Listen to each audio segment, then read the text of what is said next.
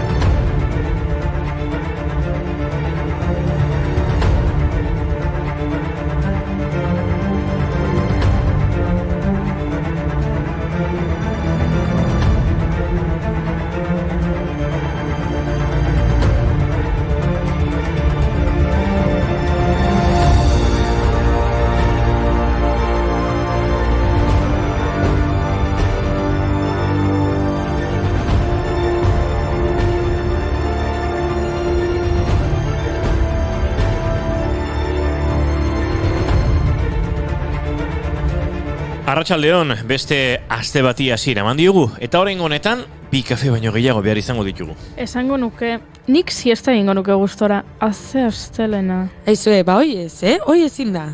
DJ Inigo, jarri musika, ea pixkat esnatzen gehan.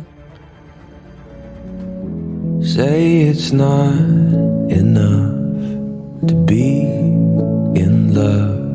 You need to prove it somehow. Ui ama, ze giro tristea. Bai, izan ere gaur Blue Monday da. Hau da, urteko egunik tristeena. Cliff Arnold, psikologo eta motivazioaren aditu galestarrak sortu zen kontzeptu 2005 urtean. Ekuazio matematiko batekin, urtarrieko 3. astelena urteko egunek tristeena dela zehaztu zuen. Arrazoia? Faktoren meteorologiko, ekonomiko eta emozionalak bat egiten dutelako. Etxean egin nahi baduzue formula honakoa da, ireki kortxetea, ubebikoitza gehi, ireki parentesia, D majuskula, D minuskula, itxi parentesia, itxi kortxetea, bider teku, zatituta emegatik, bider enea, izango litzateke. Bueno, uler dezazuen, ubebikoitzak weather esan nahi du, eta referentzia egiten dio egun hauetan egiten duen eguraldiari. Gaurko elegante askoa dugu, baina bueno. Baina hotza.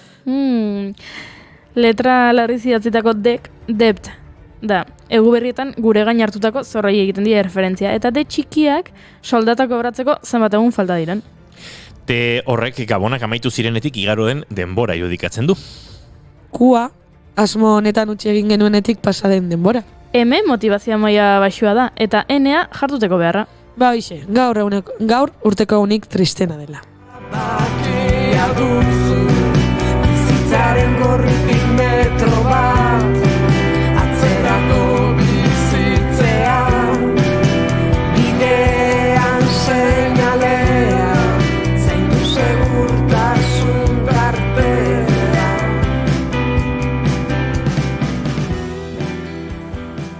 Aizue, ni ez nago ados ekuazio horrekin.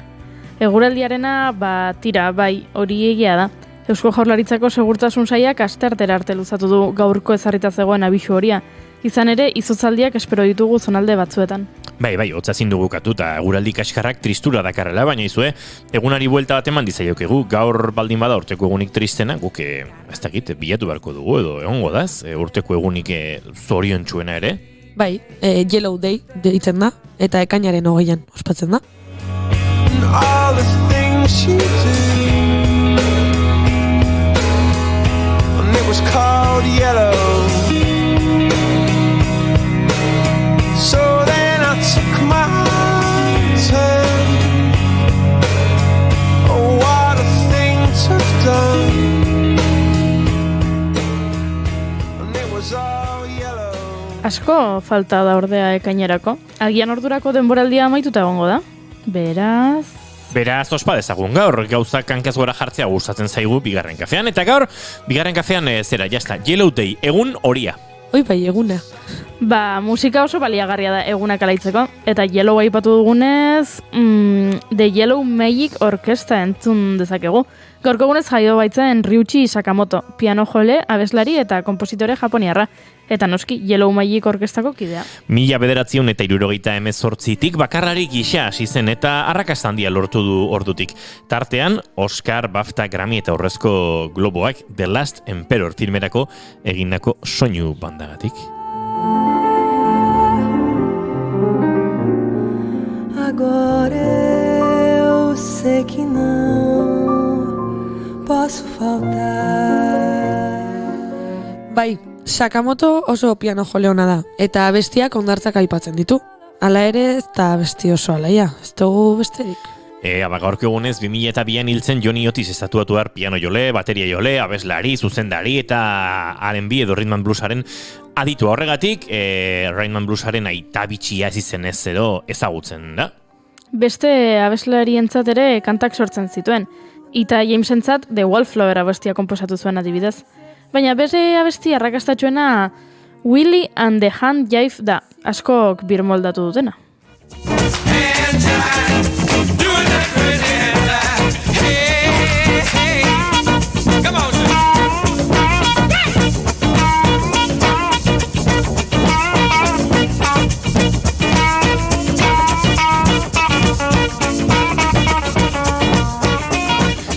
Horrela bai, hau dantzagarriagoa da. Eric Claptonek bertsio ospetsua egin zuen eta bi kanta bi pelikuletan agertzen dira. Clint Eastwooden Play Misty for Me eta Frank Darabont'en The Shawshank Redemptionen.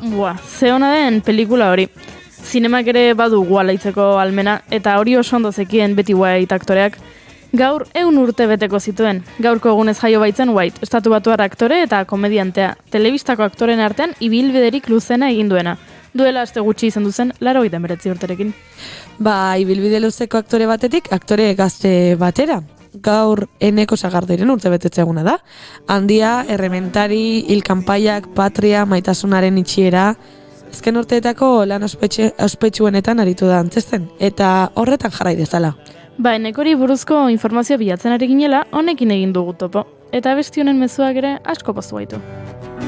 Txoriaren egoak badira ibiltzeko balear itxasoa ukatzen bazaio ez dugu ikusiko fikzioa baino hitz guztien gainetik gezurra badago. Aizue, magia pixka bat jarri nahi diozue saioari. Noski. Gaurko egunez, 1921 magia truko oso ospetsu bat egin zuten lehen aldiz. Bakizu zein den? Kapelutik untxi bat ateratzea? Pertsona bat desagertaraztea? Ez. Emakume bat erditik moztea. Truko honetan pertsona bat normalki emakume laguntzailea erditik edo pieza gehiagotan, zerra batekin mozten dela iradokitzen da.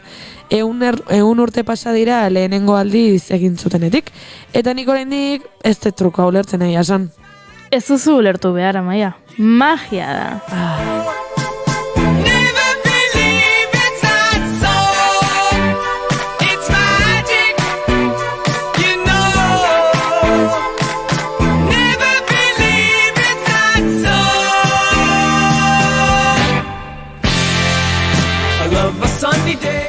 Gaurko egunez jaio zen Anton Txekov, Errusiar antzerkigile, idazle eta ipuingilea medikulanetan jardun zuen bizitzan, eta hala ere 1880 eta 1903 urteen artean, 23 urteetan, 600 literatura lan baina gehiago argitaratu zituen. Oi bai magia, haze langilea, Hoi da ipuinen magia, non nahi agertzen dira. Horregatik, gaur, Betsaida Urtaza Elizburu elkarrizketatuko dugu. Amesgile argitaletxearen sortzailea, berak ondo ezagutzen du ipuinen mundua. Eta posten gaitu zen gauzekin jarraitzeko, nik zerrenda bat osatuko dizuet. Eta ideiak beste bat ikusi beharreko telesail eta filmeekin. Ba, eman diezaiogun buelta egunari. Aztu Blue Monday ditxosozkoa. Ongi etorri astelen horia. Urtarrilak 27 ditu gaur eta astelena da. 17. Urtarrilak 17 ditu gaur eta astelena da. Ongi etorri guztioi bigarren kafera.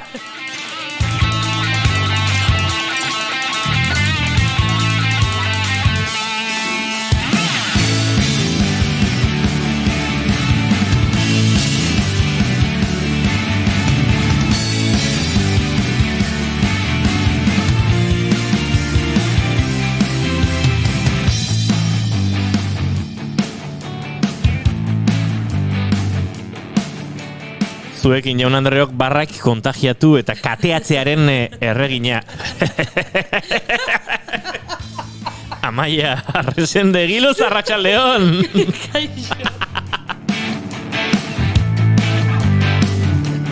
Dagoeneko baten bat konturatu da. Arratsaldeon pintatu zea Goiuri bai Espainia gorri pintatuta eta Blue Mondaiari hola Errusiar mendiaren moduan, ez gora eta bera irauli eta ez irauli dabilen horretan. Goiuri ez izarandi Arratsaldeon. Arrastion.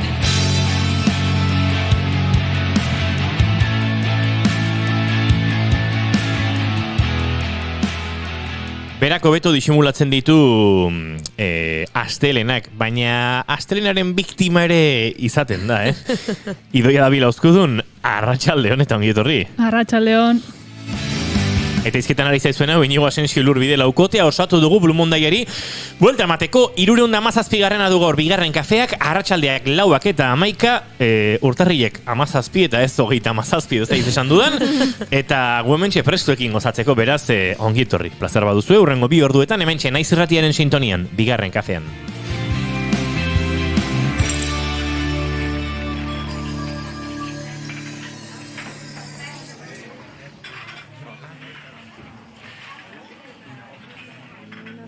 Tengo que me invade la curiosidad. Tengo una pregunta, tengo que me invade la curiosidad. ¿Quién será? Ay, ¿quién será? ¿Quién será la felicidad? ¿Cómo será? Ay, ¿cómo será? ¿Cómo será la felicidad? Pam para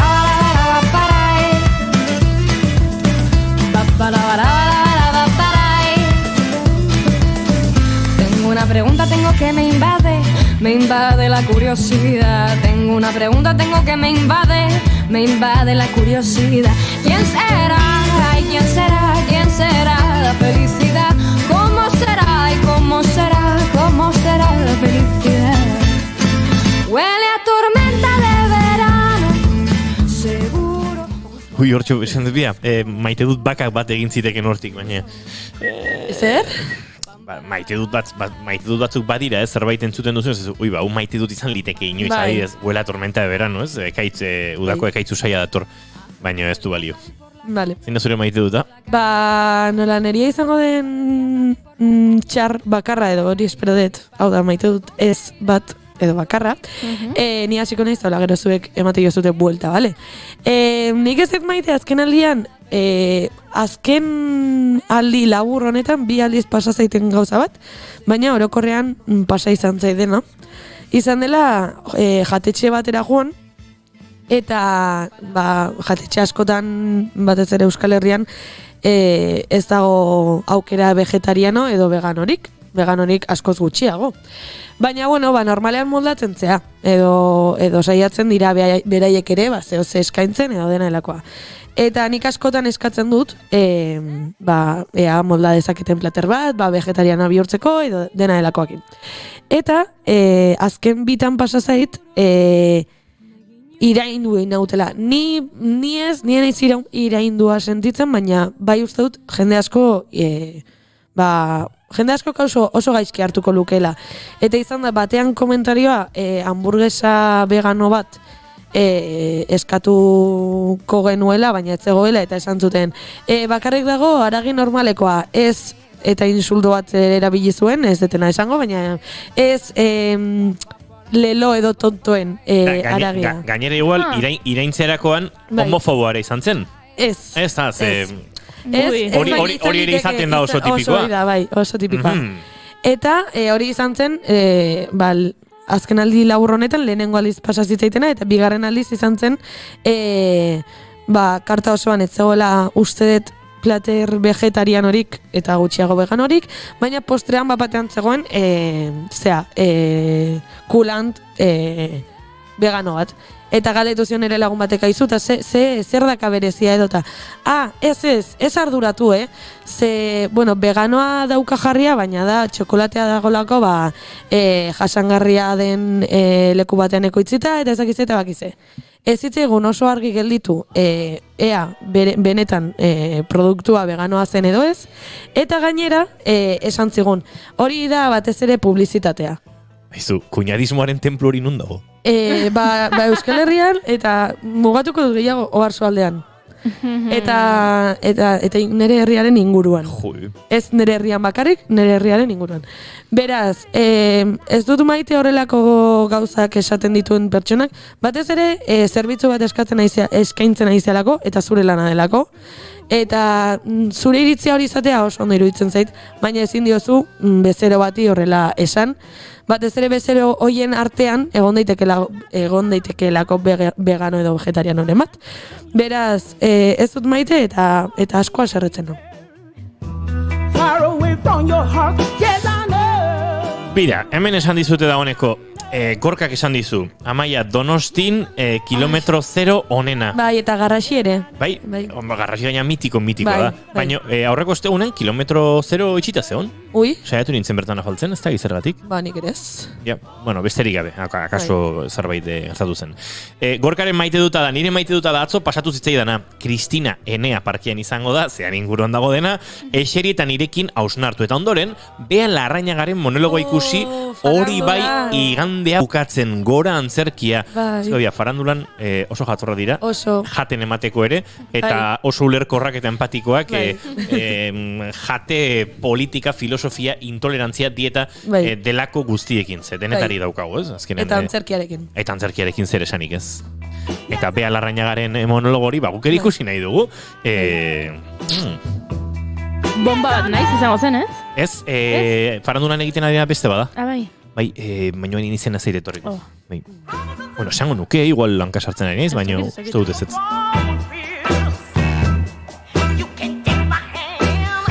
Venga, nik ostalaritzarekin jarraitzen duzula, badut, maite dut eza eta maite duta, borobiltzeko. Ba, lehenengo eza. Maite dut ez eufemistikoa da. Gorroto dut, ez da gizingo nuken, jatetxe eta tabernetako komunetara, joan, komunetan egiten diren gauzak egin, eta hori egiten duten bitartean, erretzen duen jendearekin.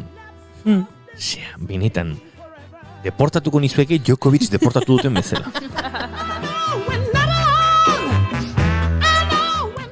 Eta maite dut, zerbait eskatzera joan eta kamareroak txibatzen dizunean. Hori igual ez da aukera honena. Ze batzutan ez da egitan arakinaren truko tipikoa, Jose, gaur hitzako xerra honak etzezkat eta igual badauzka, baino pixkat marketinga egiten ari da. Igual kamarerok ere zerbitzarik egingo dute horrelakorik, baina grazia egiten dit pixkatola bustitzen dienean eta ez direnean ez dena da ona, ez dakit. Pixka lagundu. Berdintzaik ez dura esaten badia zuen erabaki hartzeko bultzada behar dut eta aizta. Maite dut hori. Eta memoria honeko zerbitzariak ere bai. Eta miresgarriak dira, flipatu itezue. Batzutan daude komandak 12 gauzetakoak eta bakoitza desberdina dela eta jendea oso abila, Baina ez hori bakarrik, agian joan zinen duela 3 aste azkenekoz. Eta taberna hortara eta eskatzen zenuen deskafeinatua sakarinarekin. Eta batzuk, ez da beti gertatzen, baina gertatzen denean magia puntu bat badauka. Oso guapo da. Badaki duela 3 aste sakarina eskatu zenuela. Bai. Inciso txiki bat. Sakarina ez badezu eskatzen hobeto, Adibide bat zan. Bearen espektakuloa edo monologoa The Show Must Go On deitzen da. Oso ondo. Besterik. Hori bai. Gorkak idatzi du gainera, ez? Bai. Bai, baino, enaiz gai izan garaize harrapatzeko zer esan naizun, baino, bai, esango nuke baietz. Venga, hola rolloena ematen diten beste abesti bat, esaterako, hau.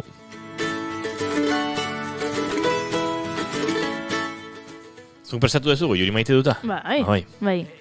Nahi zu itxi? Nola itxi? Zu izan azkena, edo ondorain. Zuk idoia prestako zuzurea? Bai. Esan dizugu jurik gaur berak asmatula, bakarrik maite dutek balio dutela? Positiboa. Edo, bai, hori da? Bai. Bai, bale, orduan, lasai, Uepa, zinet, hemen gelitu indet. Bueno, aukera jarri diazunez, idoiak esan dezala bere maite duta. Doi esan zure maite duta, zein da zure maite duta. Nahi pasatu zait, ametsekin, amesten nahi naizela, ez dakit amesten nahi naizela, baina amets txarrekin badakit. Wow. Ez dakit zergatik. Gaur bat eukidet, eta esan dut, ez da posible hau nahi gertatzen dute, Osa, meniego. Hau ametsa da, eta esnatu inaiz. Barkatu? Nik botere hori nahi dut. Bai. Baina, ze ondo inberdezun lo beti? Ose, ametska estorik ez badakazu? Ametsa gaiztokin beti esnatzen naiz, oida. esatet. Hau ez da posible. Eta esnatu iten naiz. Ze ona. Ez da posible. Hau nahi ez. Beste bati egian, baina hau neri ez. Hala, ze ona. Ametsita zizketan gogoratu naiz, gaur gauean izan dako amets batetaz, eta idoia eta goiuri behintzat amets hortan zeuden. Eta gerra bat zan! Orduan eskerrak. Nola? Bai, osea, pentsa zer egina daukazuen nire bizitzan, amestu etela herrialde urruneko batean, gerra bat. Zure aurka? Ez, kalean dagoan ginen, reportaje bat grabatzen, ez da zertan eginen. Osea, zure ametxetan lana egiten dugu. Ez da nahikoa?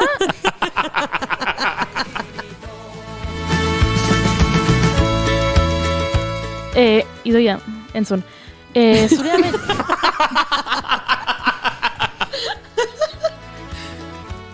Zure ametxeko ordu ekstra horiek, non erreklamatzen dira? A ber, erreklamazia egin dezakezu, zientziak ziurraski esango du, nik ametxetan, amets denboran, ordu bete pasaba ere, hori errealitatean loaren segundu batzuk izan zintezkela. Orduan ez da egite, bueno, asko ez da izango, ez? Ez, nik ez galdetu zen bat.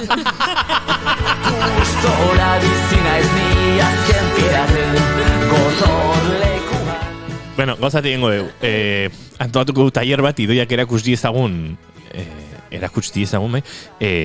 nola egiten den. Esnatzeko, ez? Ez atorkit batere ondo, ez? Rollo hau. Bai, oso angustiosa izan da gaur guda zuekin.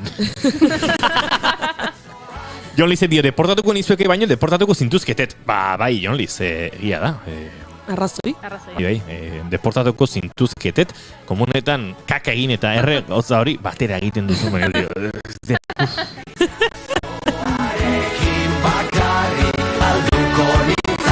Eta zure maite dutago, Juri? Nire oso hausnarketa interesgarriak irakurri ditut liburu horretan, da amona batek bere bilobari idazten dio. Eta bueno, tartean, zahartzaroa zer den, eta noiz konturatu zen emakume hau zaharra zela, eta hori buruzko hausnarketa oso interesgarriak ditu, baina beste txiki bat aukeratu dut gaurko. Eta da, poza edo alaitasuna eta zoriontasunaren arteko desberdintasunen ingurukoa. Orduan hartu dut zati bat, eta euskeraz irakurriko bat liburu ez dago euskeraz baino saiatuko naiz. Bai. Vale. Amonak honela dio. Poza, badakizu, horixe da, hain zuzen, gehien faltan botatzen dudana. Gero bai, seguru baietz, zoriontsu ere izan naiz, baina zoriona, alaitasunari dagokionez, eguzkiarekiko lanpara elektriko bat bezalakoa da. Zoriontasunak beti du objektu bat. Zerbaitengatik gara zoriontsu. Sentimentu bat da. Zeinaren existentziak kanpoko faktore baten menpe dagoen. Alaitasunak ordea ez du xederik. Inolako ageriko motiborik gabe agertzen da.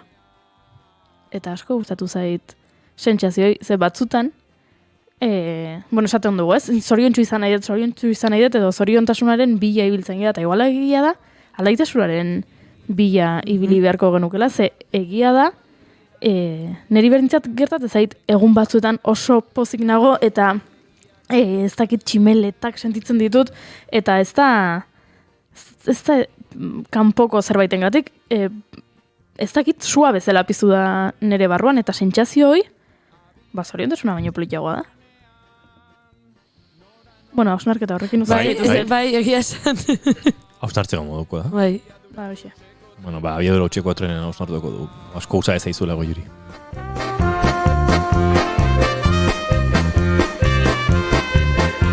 Parisen airerik ez paristarrak barrikadan dendariak kexu.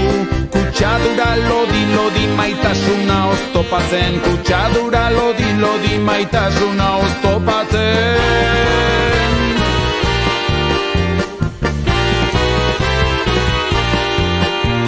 Abiadura utxeko trenean, abiadura utxeko trenean, nora ziztuan, Madrilera ziztuan, abiadura utxeko trenean. Arratsaleko bostak, barkatu, lauak eta 25 dira, eta deno bota dugu maite duta dagoeneko, ezta? Bai. Jonli, zure maite duta ez duzu esan, baina... ez dakit... Nik badakit zein den Jon Lizen maite duta. Zein? Hau txakarrotzea.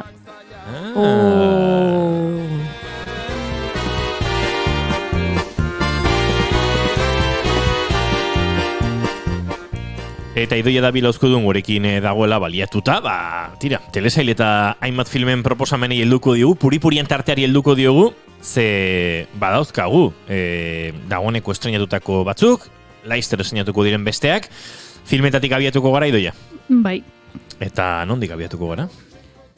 Daukagu ostiraletik ikusgai filminen, naiz eta aretoetan estrenatu zen dagoeneko, eta Malagako zinemaldian ere izan zen, El Ventre del Mar, Agustí Villarongak zuzendua, esan deten bezala Malagan egon zen, eta bertan urrezko biznagare eskuratu zuen. Eta, jaialdiaren mende laurdeneko historiako film sarituena bilakatu zen.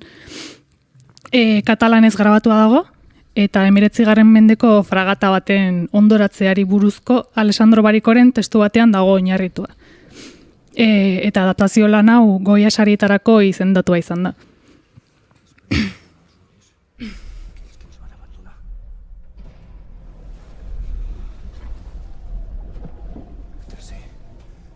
Un pensament. Quart. La nit que s'acosta. Cinquè. Aquells cossos destrossats. Sisè. La gana. Setè. L'horror. Vuitè. Fantasma. Novè. 10.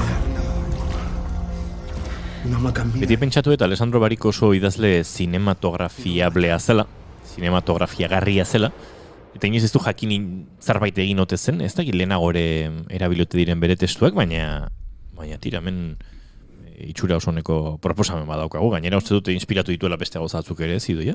Bai, testua aldi beren da Senegalen jasotako naufragio baten oinarritzen da, benetan jasotakoa, eta naufragio hori Teodor Géricault inspiratu zuen La balsa de la medusa pintatzeko, eta gaur egun Louvren ikusi daitekeen kuadro bat da. Senegalen izandako naufragio honetan, ez zituzten nahikoa txalupa guztiak salbatzeko, eta baltsa bat sortu zuten, eraiki zuten. Eta txalupek egin behar zuten azan, baltsa remolkean eraman. Baina, bakoitzak juntzan bere bizitza salbatzera, eta baltsa utzi zuten naufragatzen. Eta horregatik pelikula kontatzen du desparekotasunari buruzko, bizirauteko instintuari buruzko eta gizakien basakeriari buruzko kontakizuna egiten du. Eta beldurrak animali bilakatzen gaituela erakusten digu. Wow. Villarongak esaten du elkarrizketetan askotan pentsatzen zuela beak konparaketa egiten zuen bere buruan gaurko Mediterraneoko migrantean krisiarekin. Hoiz esan behar nun ze gaur bertan albistea jaso dugu ez, 40 bat pertsona hildirara beraien barkua ondoratu delako, migratzaile 40 bat migratzaile ziren, datu ezakit orain oso ondo, baina saiatuko naiz. Esan nahi nuena da, oso gaia, oso garaikidea dela. Beita, zoritxarrez lehenengo, ez dakit, informazio lerrotik edo desagertu da, baina ez da zer aldatu. Duela 3-4 urte pandemia aurretik bereziki, ez, esango nuke Mediterraneoaren eta beste itsaso batzuen gaitze eta krisi migratorio erraldo jau oso garrantzitsua zen gure egunerokoan, uste dut gure kezkaren eta zati garrantzitsu bat eskaintzen geniola horri, ez da gehiegi aldatu, baina neurri batean desagertu da gu handik ez. Albiste ondo kontatzen agatik, patera baten zijoatzen, 53 pertsona hil dira Marokoko uretan. 30 gizon, 20 emakume eta 3 haur ziren. Tira, hortxe, Agusti Villarongak egiten duen alegoria hori edo alegoriatzat hartu daiteken pelikula hori, El ventre del mar, filminen dago urtarrilaren 14 geroztik, alegia ostiralaz geroztik, eta, uste dute oso pelikula interesgarria, batez ere zinema lodi xamarra eta sakon xamarra gustoko dunarentzat. Nahiko experimentala eta ez da edo zeinentzako, baino hortxe dago eta oso propuesta interesgarria da. Txuri beltzean dena? Bai. Berez testua zehon pentsatuta antzerkirako, baino aurrekontuaren eraginez eta pandemiaren eraginez, plangintzetan arazoan sortu ziren eta zinema eta antzerkiaren arteko film bat osatu du Villarongak. Eta, beak dioenez, aurrekontu handiago izan balu, ez litzateke film bera izango, baina ez litzateke hobea izango ez da. Zegona. Oso inabardura ona da, egia da. Ze aldea dago batzuetan. Aurrekontu handiagoak ez du zertan pelikula hobeagoa esan nahi. Nik galdera bat egin berdet. Epatu zuen Alessandro Bariko eta Inigo noiz itzuliko diazu Alessandro Barikoren zeta liburua. Horren moldaketa zinematografikoaren inspirazioa topatzen dudan momentuan. Bale, horrek esan nahi du beste ale bat erosi behar dudala. Nik zine ingo nuken ekarren izula. Idoia zure gainean dagoen liburu urdin hori ez da Alessandro Barikoren zeta? Benetan hori dela? Goiuri? Ez da? Ez da? Ez da. Ikusten ez duten entzat, ez dute ikusten, inork ez du ikusten. Ez da bere gainean liburua daudela, dagoela apal bat, eta hor gainean daude liburuak. Bai, Alessandro Barikoren zeta hori da. Eta nik ez dut apal hori ikutu, instalatu genunetik, akaso libururen bat gehitu dugu hemen mai gainean zeudenen artean edo iritsi direnen artean. Akaso Goiuri hilabete pasatxo da itzulin dizula liburua? Ez barkatu, baina ez badiazu abixatzen eta uzten baduzu hor apalean niri ezer esan gabe? Hala ere, eskerrik asko itzultzagatik. Eskerrik asko zuri ustegatik. Eskerrik asko Idoia gai hau plazaratzeagatik. Kezkauta zeinan ez, liburuakin? Bai. Bale.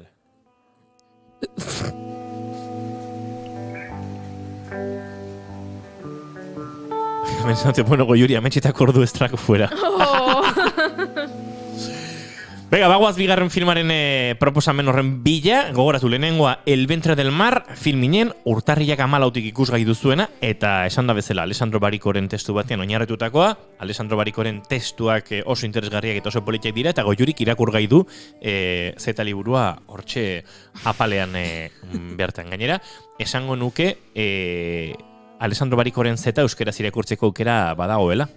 Durangon dagoeneko ikusi genuen. Saltzen duten. Beste proposamena aretoetan ikusgai urtarrilaren 21 aurrera hori ostegon izango da, Idoia? Ostirala, bale. Kontatu nez, 7, 4, 5, 5, horren bilen matematika arazoekin. King Richard da pelikula. Konta iguzu, ba? Film honi buruz itzen genuen aurreko asten, gainetik aipatu genuen, Urrezko Globoetarako izendatua izan zelako, eta 4 izendapenetatik Will Smithek irabazi zuen aktore dramatiko onenaren saria. They do their homework. Tundi's first in her class. Lynn and Isha are too. Now I don't even mind you saying we hard on these kids. You know why? Because we are. That's our job, to keep them off these streets. You want to check on the kids? King Richard da Richard Williams. Serena eta Venus Williamsen aita eta entrenatzailearen figura jarraitzen du biopikonek. Eta Reinaldo Marcus Greenek zuzendu du. mistake, but I'm gonna let you make it. Watch him hit a few balls. All right. So tell me your names again. I'm Venus. I'm Serena. Gazteleraz el metodo Williams izenarekin itzuli dute, Richard Williamsek osatutako 70 orritik gorako planari erreferentzia eginez, hau da, liburu bat osatu zuen, bere alabek arrakasta izan zezaten sortutako metodoarekin. Txistea bururatu zaite, Williams saizpen arrakastari Oh no, brother, man. I got me the next two. Arraketasta dituko litzaioke, ez? Raketasta. Arraketasta. You're not gonna just Eskerrik asko puzela barkazu. you're gonna be representing every little Beste batek black horritu girl zait. on earth. Zein? Agian aproposagoa arrazaketasta, zera arrazakeriaz hitz egiten du pelikulak. No, baina hitza nola zan? Arrakastatik, zuk zeran dezu? Arraketasta. Arraketesta, eta nik Ez, arrazaketesta. arraketesta da azterketa bat teniskuribean sartzeko. Eta zuk arrazakesta. Arrazakete ez da egit. Wow. Berdin dira. Puzelak ez du txarroik egin. You gonna show them how dangerous you are? Bueno, filmean ikusten da Richardek gizartearen onespena lortu nahi duela bere alaben arrakastaren bitartez, eta oso garrantzitsua da berarentzat ere arrazaren arazoa. Behin eta berriz ikusten da, bueno, trailerrean ikusten da, insistitzen duela horretan, ez? Venus eta Serena neska afroamerikar askoren erreferente bilakatu daitezkela. Eta aitarentzat hori ere oso garrantzitsua da. Gero, aipatu behar da, ekoizleragileak direla Serena eta Venus, eta horregatik behar bada, da inpositiboa aitaren figura filmean. Ze bere alderdi txarrik ez da ageri. Osea, da oso aita zorrotza, baina ez dauka alderdi txarrik filmonen arabera. Naiz eta metodo ez oso ortodoxoak zituen, eta bere alabak entrenatzerak orduan. Eta, bueno, denok dakigu arrakastaren atzean beti goten dela pixka bat, tirania pixka bat. Bueno, nik ez dakite zer gizon hori buruz, baina hor pixkat, ikuspegia pixkat, sesgatua dela. The chances of achieving the kind of success that you're talking about is just very, very unlikely. Okay, you're making a mistake, but I'm gonna let you make it. Watch him hit a few balls. All right. So tell me your names again. I'm Venus. I'm Serena. So what'd you think? I wrote me a 78-page plan for their whole career before they was even born. Hortxe, pelikulei dagokienez gure bigarren proposamena. Lehenengoa aipatu dizuegu, El ventre del mar, hau oso bestelakoa, oso beste giro batean, naiz eta, bueno, horatzean ere badagoen ziurrenik kritika sozialetik, ez dago jurik txiste alde batera utzita, arrazakeriaren gaia ere uste dut pelikulan erabat presente dagoela une oro, ez? Bai, ze ordura arte ez dut uste tenisean emakume afroamerikarik bat zegoen. Ze, bueno, horri ikusten da baita ere, estena bat badago, non, bueno, dauden tenista dirutxu txuri guzti horiek, eta iristen dira Comptoneko bi neskati hauek. Pixkat. Hemen atopatu dute Althea Gibson, US Openen 1950ean arraza beltzeko lehenengo tenislaria izan zela. Beraz, bueno, aurrekaririk egon zen, eta ez dakit gerora egon diren, ez dute tenisa ikaragarri... Naomi Osaka. Bueno, baina hori ja ondoren, gazteago askoz. Bai. Nola, gerora esan pentsatzen nun Serena eta Williamsen ondoren. 1950ean jokatu bazuen, Serena eta Venusek 80ko hamarkadar arte edo 2000ko hamarkadar arte zuten zeinek hori jokatuko, ez? Ez dakit. Nik beti da nik ezagutu izan ditut, Nik txikietan gogoratzen dut, telebistan, bida Serena, Venus eta Serena. Baina, Serena 80 batean jaio zen, 80ko hamarkadaren amaieran, ziurrenik baiz oso gazte iritsi ziren bai. Nik, hau, Euskal Herriko zinemaretoetan estrenatuko da egun hauetan, edo estatu batutan? Ostiralen. Bai. Ostiralen ondan. Nik hori ikusteko interesa badaukat. Aurreko, aipatu genuen, aurreko puripurianen, esan nuen Will Smith asko gustatzen zaidala. Beraz, Will Smithengatik, Seren eta Williams beti gustatu izan zaizkidalako, naiz eta nik tenisaz, ez dakidan. Ez zer? Ez zaizkizu gustatzen kirolagatik. Ez zaizkit kirolagatik ez, ja, txikitatik, ikusgarria egiten zitzaidalako, eta biak, eta izpak, eta batzutan elkarren aurka, eta esaten unai, ama nola egin diete, hau. Ai, zein un jente. Eta bezaren aurka, baina eske hau legala da. Eta zanik txikitan horrelako goza pentsatzen ditan. Ikusten, eske aizpak, aizu. Ja, bai. Orain nik ere batzutan horrelako gozak pentsatzen dituz. Bai. Eskatin usientea ban naiz. Baina nahiago dute. Eta, beraz, behien historia interesgarria, eta agian metodo Williamsonekin ikasten dut zerbait. Eta gaina Will Smith bere honenean, ze irabazi du saria, eta, naiz eta kritika batzutan irakurrieten igual pixkat gehiagitxo dala batzutan. Ui, nola pixkat bat gehiagitxo? Igual pixkat sobreaktuazioa da, baina, ikusi behar da. Oso ondo. Bueno, bi pelikula proposatu dizkizuegu, eta baita hainbat telesail ere, lehenengoa Netflix plataforman ikusgai duzuen aurreko ostiraletik, The House, mini telesaila, zuen bizitza telesail bati engantzatuta hipotekatu nahi ez duzuen horientzat, benetan aproposa, ez, audiotze, badago jendea, guk ere inoiz kontatu dugu, ez, telesail batzuetatik salto egin genuela, hola, martxan zijoazela, gure bizitza arriskuan jarriz, ze bestela gure bizitza bazijoan zulora, eta, ulertzen dugu, bere, bai, 3 atal, 30 minutukoak, hau gauza zoragarria da, idoi hau atxalde batean dinbiden zanpatzeko modukoa da. Mini telesaia, baina filma ere izan litik, ez? Bazkenen ordu terdiko 3 historio motz dira, horrelako formatuko filmak duela gutxi ikusi ditugu, The French Dispatch adibidez, bazkenen antologia bat da.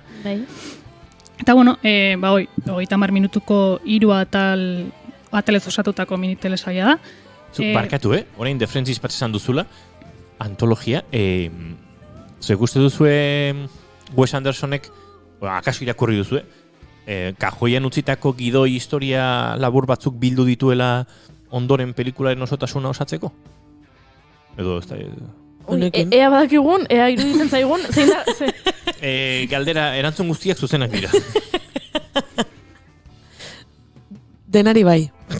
Bueno, nik esango nuke oso ondo josita dagoela pelikula, naiz eta historio desberdinak izan, beraz, ezagit, gordeta balin bazituen nun bait, izu. Nik uste bere burun asmatu zula herri idiliko hori, eta gero esan zuen, bete behar dut nola bait. Nire ados, uste hortik, eta behin pentsatu nun gidoi bat honen ingurun, gero noski landuko zituzten, baino. Hala, esaten digute, haze astelena daukazuena ekipo. Ui? Bixi gabiltzeta. Bai, esango nuke. Bai. Astelenak behar du astelen. Beti bestela. Bai, bestela ez da astelena. Ez, eta nik gauza da ipatu nahi dut telesail motz hauen inguruan.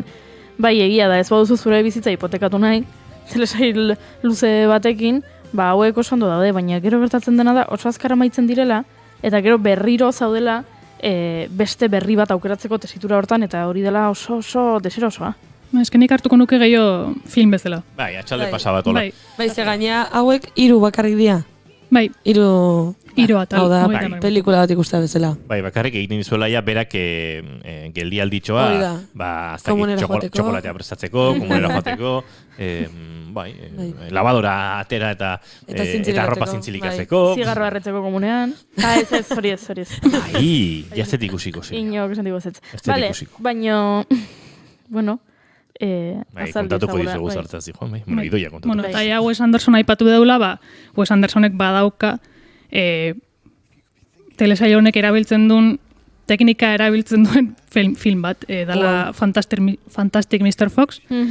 Stop motion teknikaz baliatzen da, felpazko pertsonaiak animatzeko. Eta, stop motiona da, pertsonaiak eskuz mugitu, eta mugimendu bakoitzean, argazki bat atera. Eta segundo bakoitza osatzeko, 24 argazki egin behar dituzu. Osea, lan handiko telesaia da. Osea, ordu terdia osatzeko, hilabeteak egongo dira. Baina, esango nuke, animazioan 12 fotogramekin lan egiten dutela, ez? Ez dakit.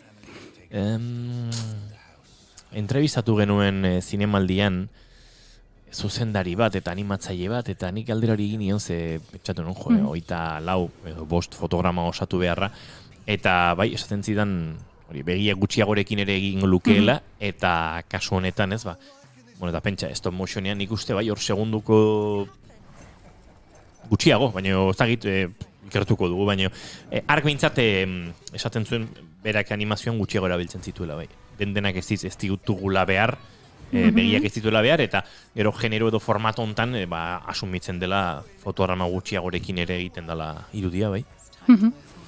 Trailerra ikusten ari naiz eta pixkat deseroso sentitzen naiz. Bai, ze azken finen bada pixkate beldurrezko historio bat. Etxe misteriotsu bati buruzko antologia da azken finen, gara desberdinetan zehar, pertsonaia desberdinak aurkezten dizkigu. Hasieran da familia txiro bat, bigarren historioan higiezinen promotore bat, eta azkeneko historioan etxe jabe bat, pixkate etxea eraldatu nahi duena.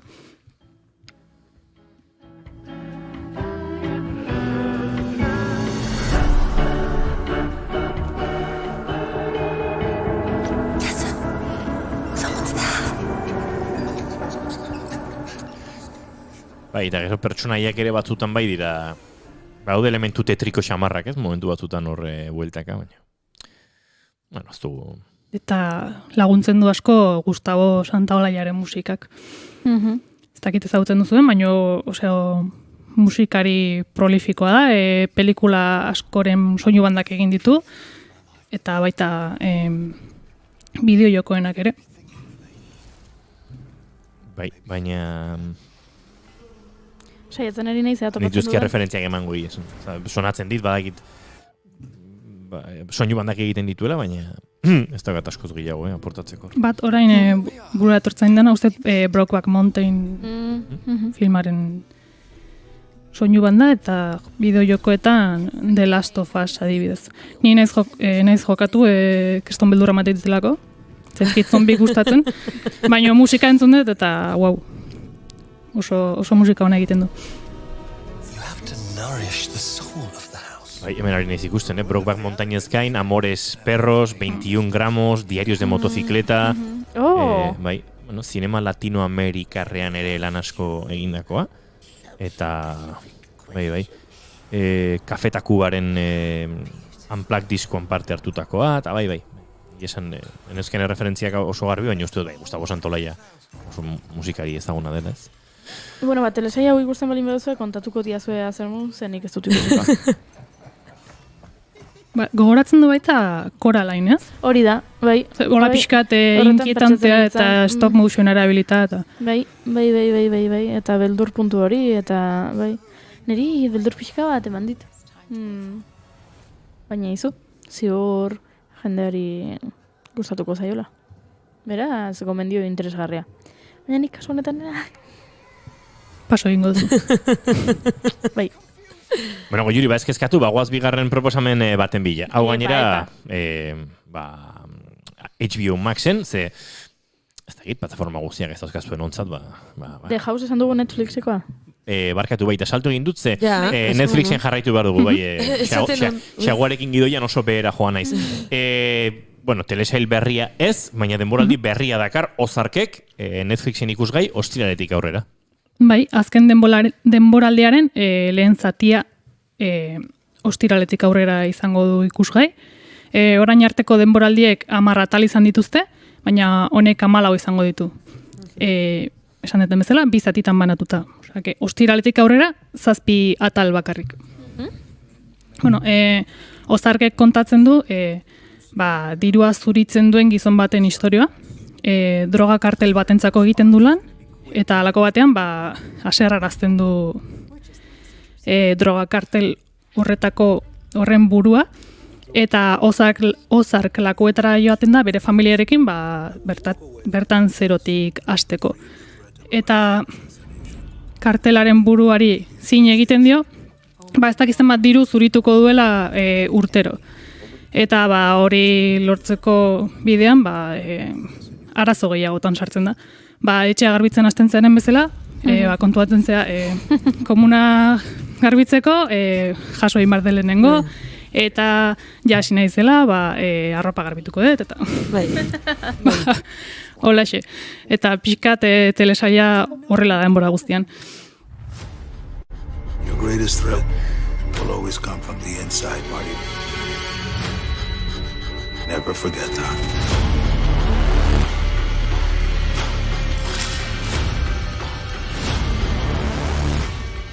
Bueno, hasieran bai egotzi zioten telesaiari Breaking Baden oso antzekoa zala eta drogaren mundu horrengatik.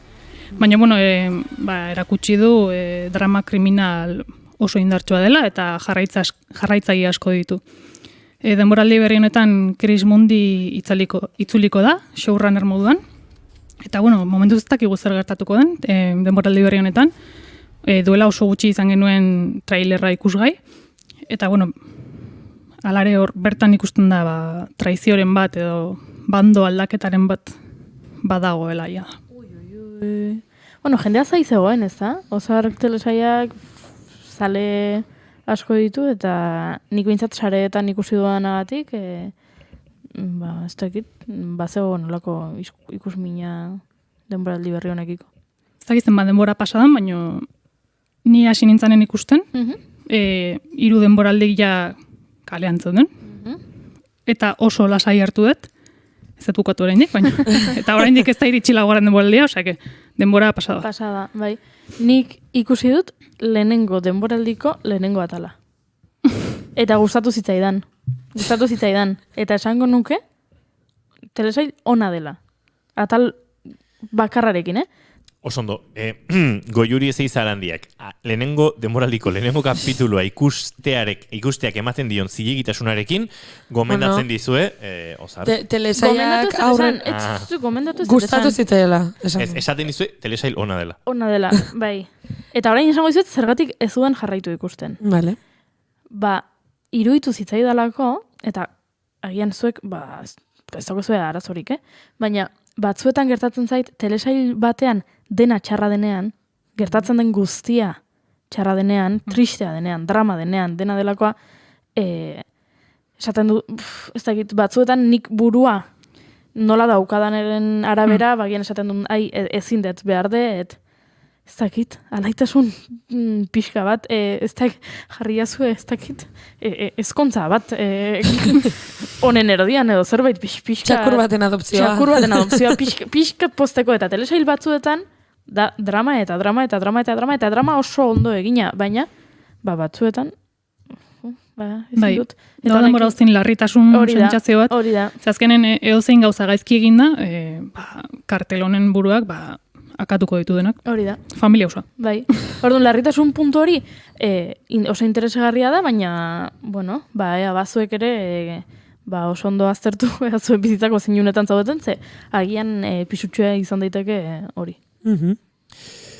Bagoaz, telesaien arteko azken proposamen horren bidean, baina ez da egite idoia telesaia dokumentala edo girotan doan HBO Maxen ikus daiteken The Jinx hau. Da telesaia eta dokumentala. Dokumental telesail bat. Bai. Telesail dokumental bat, ez da ginora. Ja. Ez da gizardan zuzenagoa.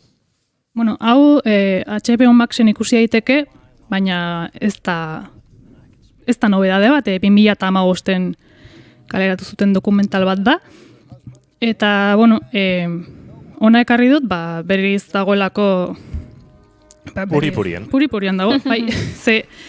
Lehengo astean hiltzen Robert Durst, igiezinen enpresa baten jabe zen familia baten oinordekoa, eta beraz oso dirutsua. Eta dokumental honek ditu jomuga bera eta berak burututako krimenak. Gizon hau intzan famatua 80ko hamarkadan, bere emaztea desagertu intzalako, eta jendeak zeuzkan hor sospetxa batzuk, bea izan zala. Gero urte batzuk beranduago bere bizilagun bat hiltzuen, baina... Ara? Kargurik gabe atera zen epaiketa horretatik, eta urte batzuk beranduago berriz, bere lagunena hil egin zen. A ber. Mundu guztiak zekien, bera izan zela, baina ez zituzten probak. Bai. Eta hau aldatu zen, dokumentala aireratu zenean. Ze, justo atxilotu zuten, azkeneko atera, baina ordu batzuk lehenago. Wow. Bai, ze, grabaketan pasa omen zen? Hori bai promo ona, Bai, hori. Kampaina ardurodunak ez zuen amestori, no? Bai. Bueno, Andrew Jareki da zuzendaria, eta Andrew Jarekirekin hitz egiten ari zela, elkarrizketa egiten dokumentalerako, tipoa komunera joan zen, mikrofonoa jarrita zuela, eta, bazeukan berak ohitura bakarrik hitz egiteko. Eta komunan zegoela, esantzun, zer demontre egin nuen denak hil nituen jakina. Onartu zuen mikrofonoa soinean zuela. Dokumentaleko mikrofonoa. Bai, ez ziren ari grabatzen, baina grabatuta geratu zen. Baina, serie dokumentalean zehar ez da kontatzen berak hil zituenik? Ez, ez dago aitortzarik. Horri buruzko dokumentala da, baina berak ez du aitortzen berez, nahi gabe aitortuktako zerbait da. Wow.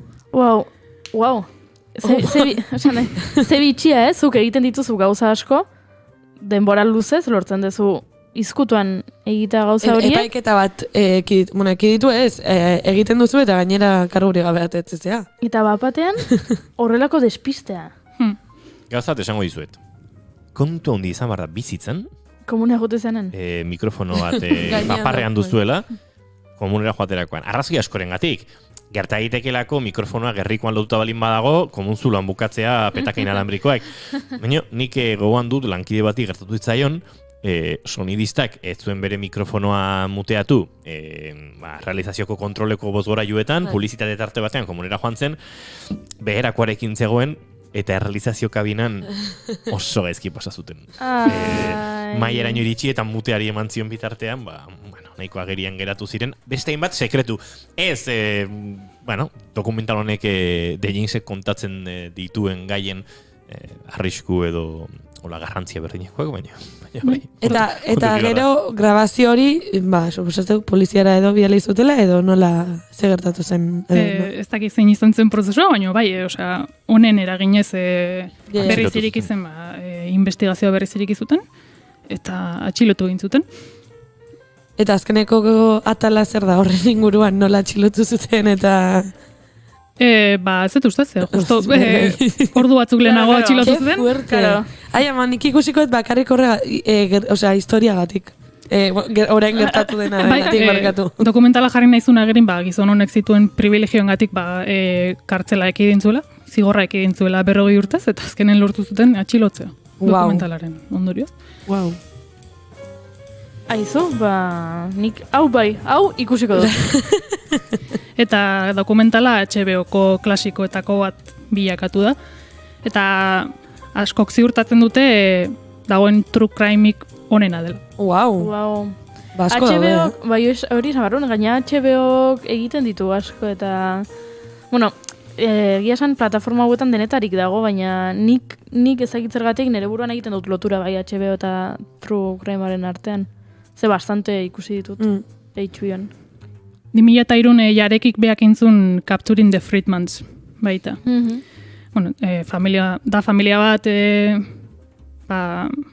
familian pixkat disfuntzional bat, zituela grabaketa asko, etxeko grabaketa asko, eta pixkanaka erakusten joaten da dokumentalean, nola, aita, pederasta da den. Osea, azten da familia normal baten historia kontatzen, eta... Eta ez da. Eta, behira, hain normala zirudienak.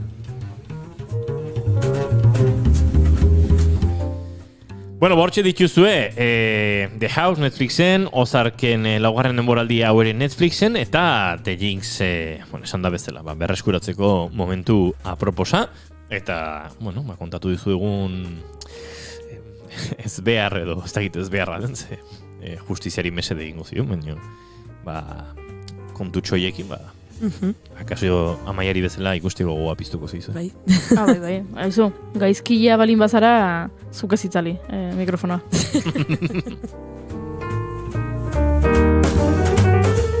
Baidoia da bila uzkudun. Eskerrik asko. Zuei. Datorren astelen arte. Aio. Aio. Eta guk hemen jarraituko dugu, Lafayette Harris Juniorren Wonder Why honekin, egingo dugu aurrera eta ia, oraintxe, arratsaldeko 5 izango dituzue, baina guk beste ordu betez jarraituko dugu zuekin. Geratu, hementxe Naiz Irratiaren sintonian, Bigarren Kafean.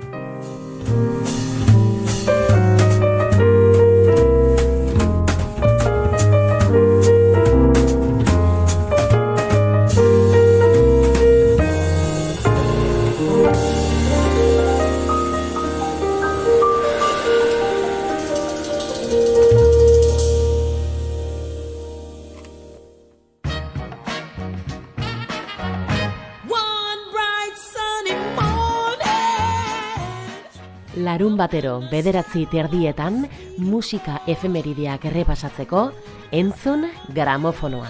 Naiz Irratian.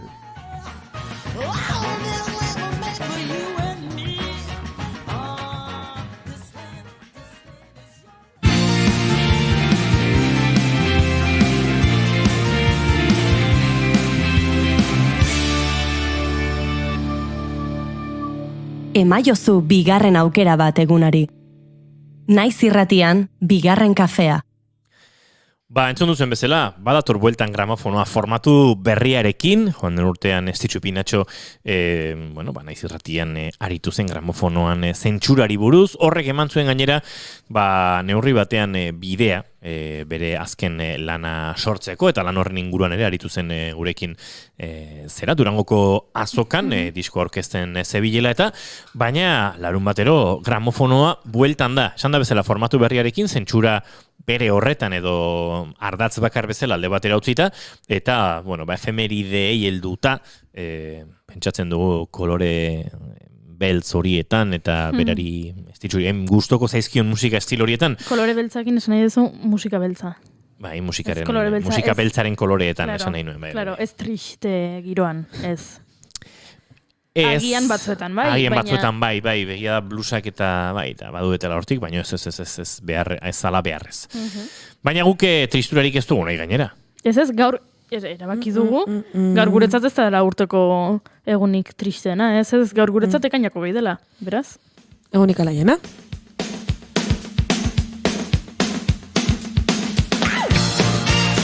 Amaia Resendegi luzek hitz egingo digu alaitasunari buruz. Superalai, ze ondo Amaia! Ekainako gehi!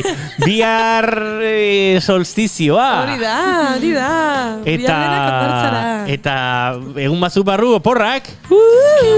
Ez flipatu,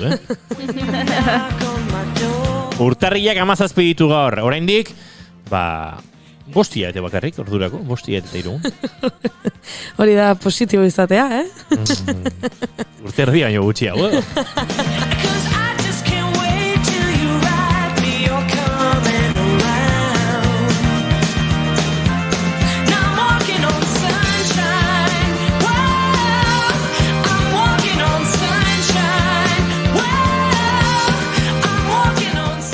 larun batean, bigarren gramofonoa entzuteko kere izango duzue, ez dakita horrenekoa dela esan dudan, baina horreko larun batean hasi zen dagoneko Estitxu Pinatxo demoraldi berriarekin, beraz bigarren larun bat honetan entzuteko aukera izango duzue, bertan musika triste dolaiak izango diren, pentsatzen dugu denetarik, baina honena entzutea duzue, baina esan da bezala, gaur alaitasunari heldu behar diogu, ze Amaia Resende super alaia da. Bai, noski. Bueno, denok ditugu gure momentuak. Baina, naizta guk nahi izan, gaur ez da urteko egun zoriontsuena, esan digute gaur dela egun tristeena, baina, guk hasieran esan dugu, gu ez gerala konformatuko eta ez gatozela honekin bat. Eta sistemak azalpenak bilatu badizkio gure gaizki egoteko joerari edo gure egoerari, guk gaur arrazoiak emango dizkizuegu gure arazo eta gure realitate guztiak alde batera utzi eta postasunari edo postasunean pentsatzeko pixka batian. Edo, behintzat, astelen honetan, tristura ez den beste zerbait entzun dezazuen, guk alde guneingo dugu, bale? Eta horretarako dakat galdera bat zuentzako. Eta bueno, gure entzulentzat ere noski, bereik erantzunei badute. Adibidez, musikari begira. Ze abestirekin alaitzen zarete zuek, nahi detentzun musika alaia edo ni motibatzeko. Zein izango litzake zuen abesti hori edo. Edo musika estilo bat, edo talde bat, berdintzait, Ez da galdera errazaz, garaiaren arabera batzuetan dantza egiteko musikak pozten nau, eta beste batzuetan, besterik gabe, agian ez da oso dantzagarria, baina doinuak atseginak egiten zaizkit, eta horrek ere pozten nau, beste musika estilo batean, baina, ze zaila. Bueno, entzuten ari garen hau, osea...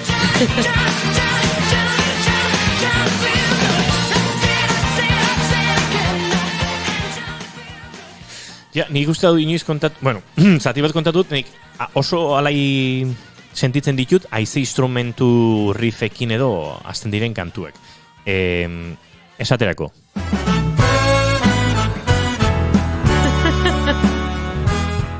Kantu tzarra dao, Kike Gonzálezen Pájaros Mojados, edo esaterako eta flipatuko duzue Iker Laurobaren honekin. Ez dit harrapatu ondo, segundutxo bat, honekin.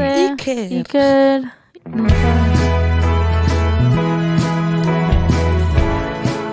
Hau inoiz kontatu dut, baina baina. Iker Lauroba gai da kantu alaiak egiteko. Hau ez dakit kantu alaia da, baina intro honek goizean arrankatzeko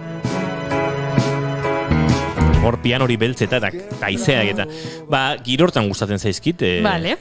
Bale, orain azalduko dizuet pixka bat, baina Goiurik aurreratu ditu gauza batzuk, izan ere abesti bat alaia izateko edo gu alaitzeko abesti bat, ez dakit esan, faktore askok inguratzen dute alaitasun hori. Eta, pixka bat azalduko dizuet.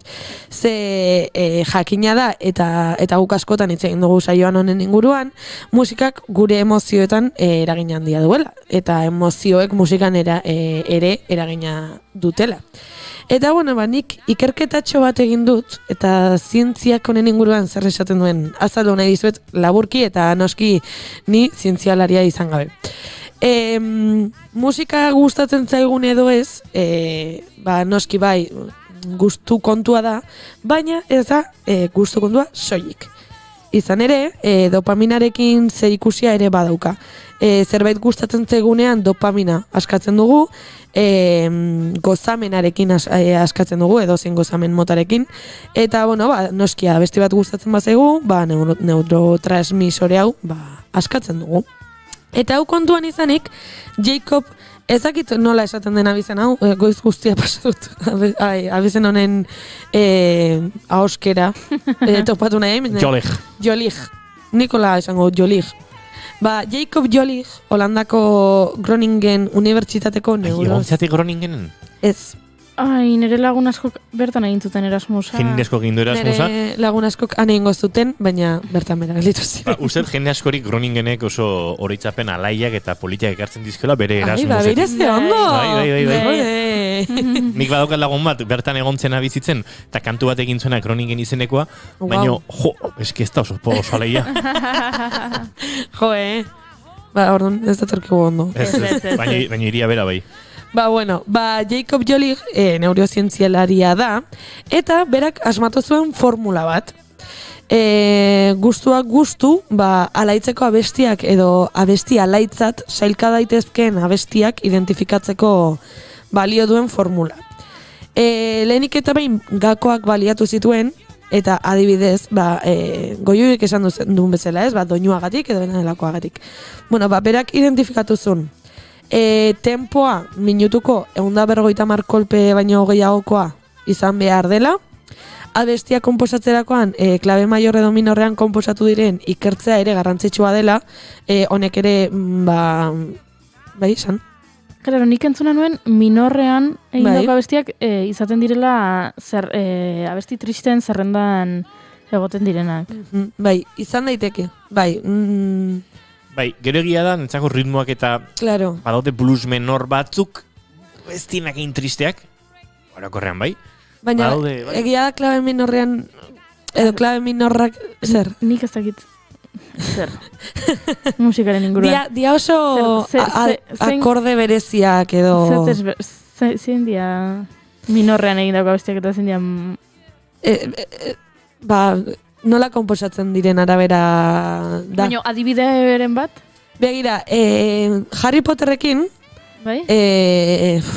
YouTuber espainiar batek, Jaime Altozano, uste deitzen dela, bai. Beak egin zuen Harry Potterren...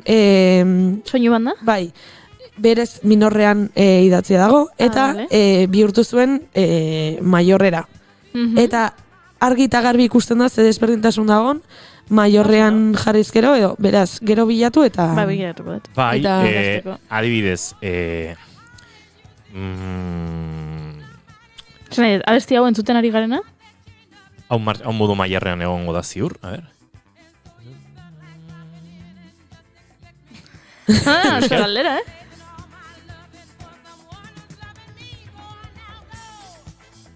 Ez. Baino... Hau minorrean dago? Zazterketa, esango nuke... Zakit, gero hori superkomplexua da, zuzenean... Baina, bueno, hori ikertzea, edo ze akorde dauden, edo zein ez, eta abar, hori oso garrantzitsua da, ze esan dugu bezala. Menorrean dago. Izan daiteke minorrean idatzita egotea, baina, erritmoagatik, letraren gatik edo dena baina bada faktoreetako bat. Hori da. Adibidez Goiuri, zuri kantu honek, oso ezaguna da, iput espelon ju, Nina Simoneren bertsioa adibidez.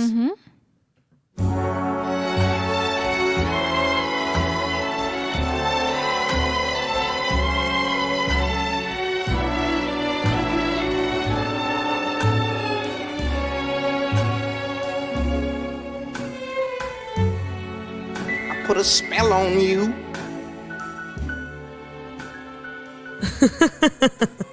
Zer esango zenuke? Galdera zer da? Bueno, modo menorrean edo maiorrean dagoen, baina berez, tristuratik edo zer...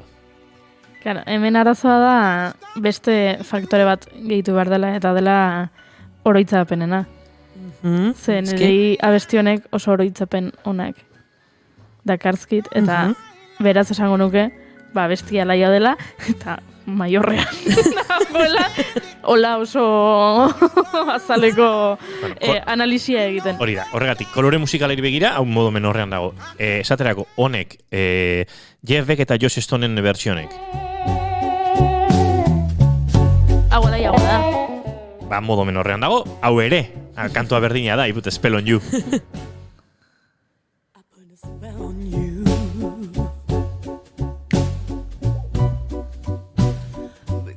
Edo gurera etorrita martxa baten lehen notak hartuko bagenu, a ber, ze esaten dizun. Bueno, abesti hau oso tristea da. Kurtzen du goian, gailurretako elurra, uarkada jauzten ibarrera, geldi gaitza den oldarra. Bere modo menorrean dago. Eta aldiz, ez dakite, nahiz pentsatzen adibideak entzuleren bate hor balin badago inspiratuta laguntzeko, modu maiorrean dauden kantuenak, ez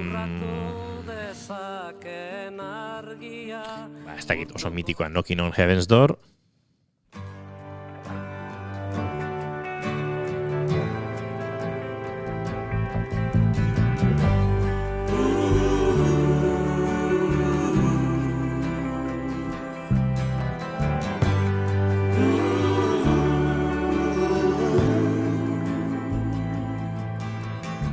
Horrela entzun da, ez da oso kantu alaia, baino modo maiorrean idatzita dago. Horrek ez esanik, akorde menorrik ez duenik. Hori da, noski. Beraz, faktore asko daude, harmonia zara dago, baina egia da, akordeak berak izaten duela kolore tristeago bat edo alaiago bat. Eta hor, pixkat saltxa ez. Baina ez da erabate horren... Ez da zuria edo beltza. Ez, hori da. Eta nahi nuen hemen mobilean hori irakutsi, baina... Baina hasi nahi zulertzen, Bai, ez? Bai, lasai. Bueno, klase magistral honen ondoren, espero dugu pixka bat argitu izatea. Baina, bueno, hori da faktoretako bat. Hori da faktoretako bat. Letraren baikortasuna ere aztertzea garrantzitsua da. Ze noski, geroz eta baikorragoa izan, edo positiboagoa, edo alaiagoa, edo, horrek ere zer ikusia eukiko du, nahiz eta melodia, edo beste mota batetakoak izan. Orduan, zuk lehen esan dezun bezala, Jolijek ere esan zuen noski, musika eta musikak eragiten diguna oso sentsazio edo esperientzia pertsonalak direla. Ze oso lotuta dago memoriakin edo emozioekin eta gure oroitzapenekin. Noski, musika hauekin nola lotzen dugun, mugarria da, abesti horrek alaituko gaituen edo ez jakiteko. Hala ere, aurreko gakoak kontutan hartuta, formula sortu zuen, formula da iaia Blue Mondayen formula bezain zaila edo zailagoa, beraz, ez dizuet azalduko zenik ez dut ulertzen, baina, interneten bilatuta segituan agertuko zaizue Jacob Joligen musika alaiaren formula. Eta, hartu zuen kontuan, formula sortu zuen, eta esperimentu bat egin zuen, hau honek funtzionatzen zuen edo ez, egiaztatzeko. Eta 126 abestirekin bere formula erabili zuen, eta ateratako emaitzak, esperimentuan parte hartu zuten pertsonen erantzunekin alderatu zituen. Galdetu ziren pertsonei, abesti hau, bestea, ze iruditzen zaizutan. Eta, lortu zuen lista antzeko bat edo, bere emaitzekin alderatu zuen, eta horrela 10 abestiko zerrenda bat lortu zuen. Bere formula eta ikerketaren arabera, hau izango litzake zerrenda 10 abestiko zerrenda hau izango litzake munduko 10 abesti alaienak edo alaitzen gaituzten abestiekin osatutako zerrenda. Ui ama. Mundukoak, edo zein garaitakoak. Eta oso presente dago 60ko hamarkadatik 2000-ara, igual lentxiago. Amarrak jarraian entzunezkero, haien alaitasun gaindosi batek emango dizu. Ez dakit, ze nik entzun ditu danean, edo ikusi du danean zein ziren, esan nahi adibidez honek, baina, kontatuko izuet pixka bat zein diren. 10. Barkatu? Metronomo bat, batean. Hor, nebilen konprobatzen Joligonen teoriak, eta adibidez, kantonek 122 beltz minutuko ditu, gutxu erabera. Ezin izan dutola zehatz harrapatu baino. A ver. Piskat, 120 horri biliko da. Baina honek letraren gatik nola laitasun gehiago duen, hori da. Metronomoa? Serena eta Venus tenizan? Mai tenisa ematen duena, baina bai.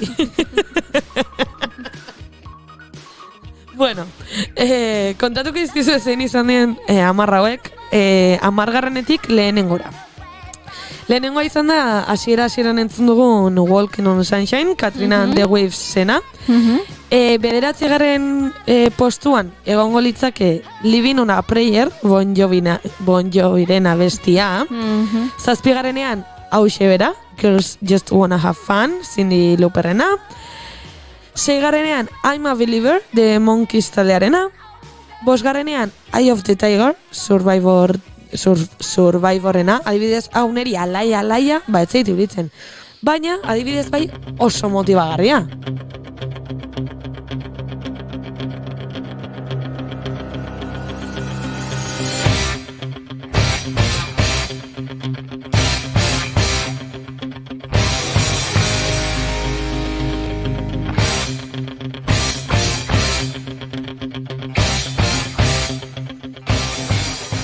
Eta honekin esan nahi nun, zer ikusi handia dakala ere, gero abesti honek eukiduen ibilbidea.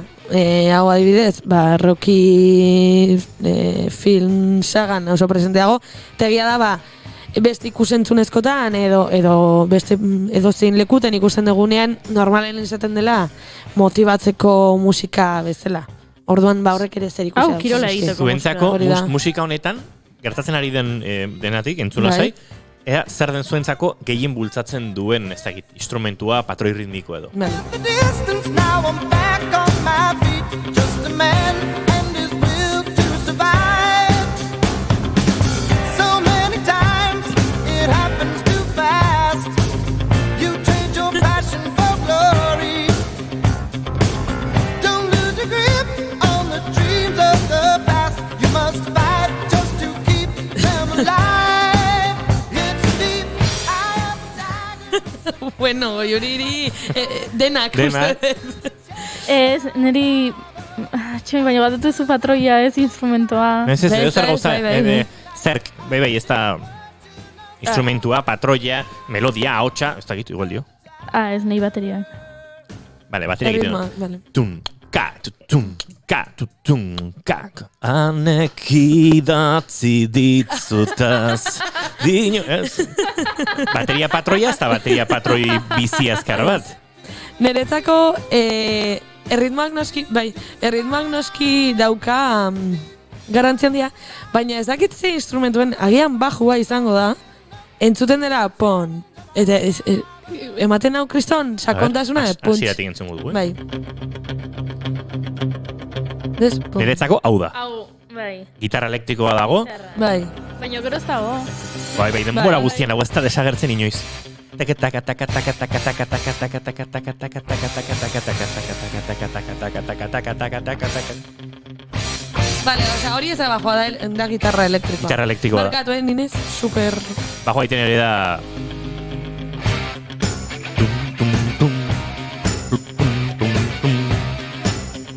Zer?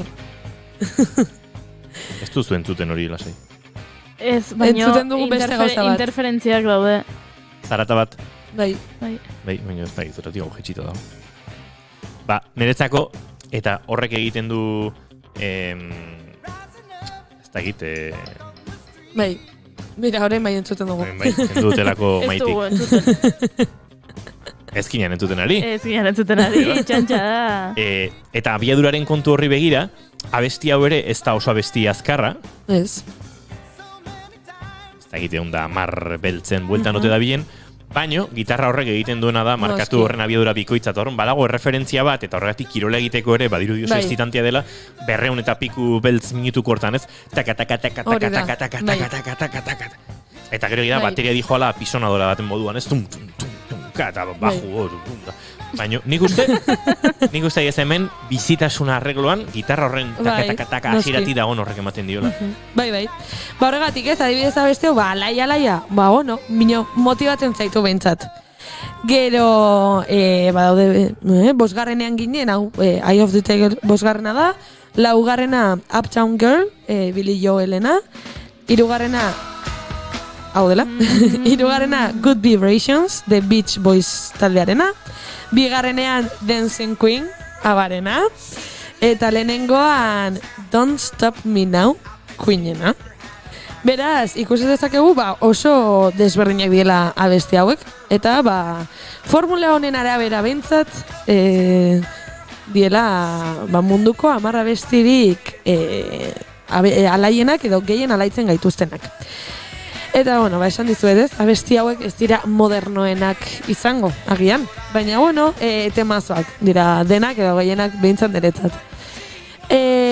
Azken hamarkada bakoitzeko abesti alaiena ere izendatu zuen Jolijek.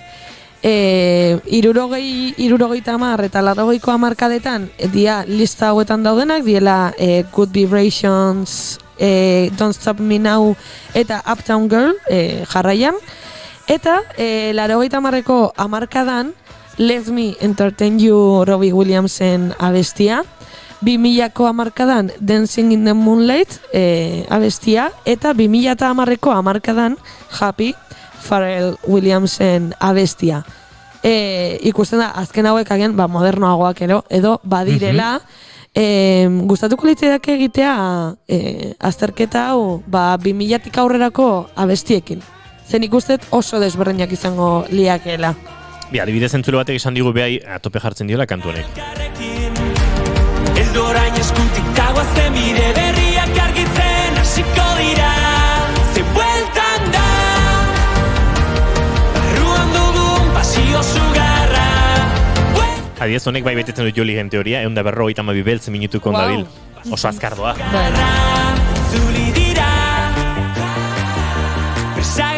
Anoski, hortik aratago.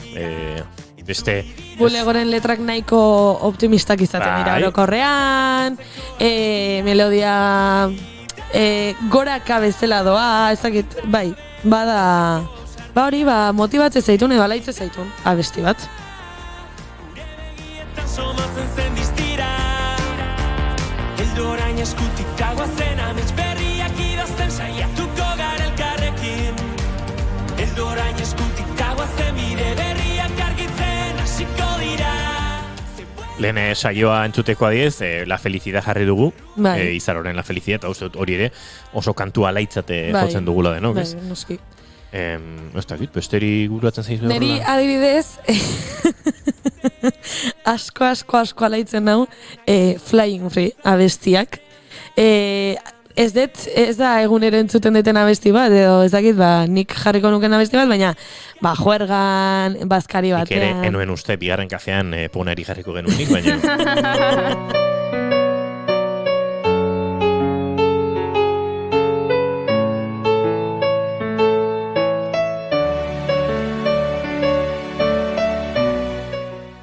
Honek alaitut zaitu.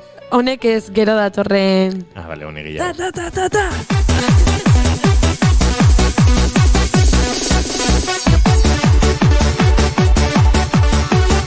Bai. Alaitzen hau, narama transportatzen hau, wow. Juerga girora, lagunen artean, denak dantzan, COVID aurretik eta dena, bueno...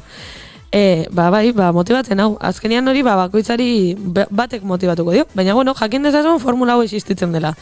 Eta zuen artean, horrela abila den norbait bat emago, konproba dezake ea bere abestiekin formula hau betetzen den. Baina, musikaz gain, badaude gauza asko postasun pixka bat ematen digutenak. Adibidez, janaria izan daiteke. Zuei, pasatzen zaizuei, igual humori txarrez egon arren, edo egun ez oso ona, etxera iritsi eta otordu goxoa edo zuen gustokoa. Edo, asko gustatzen zaizuen zerbait jaten badezue horrela pixkate kapritxo edo. Hobeto sentitzen zeatela. Bai. Zuk uste zuri pasako espalitzait. Gorputze, serrano egiko nukela. Balen, musikarekin dopamina ipatu dugu, baina, badaude beste batzuk, serotonina edo endorfina adibidez, garrantzitsuak dira. Eta sustantzia hauek, postasun eta ongizate, sentsazioa ematen digute.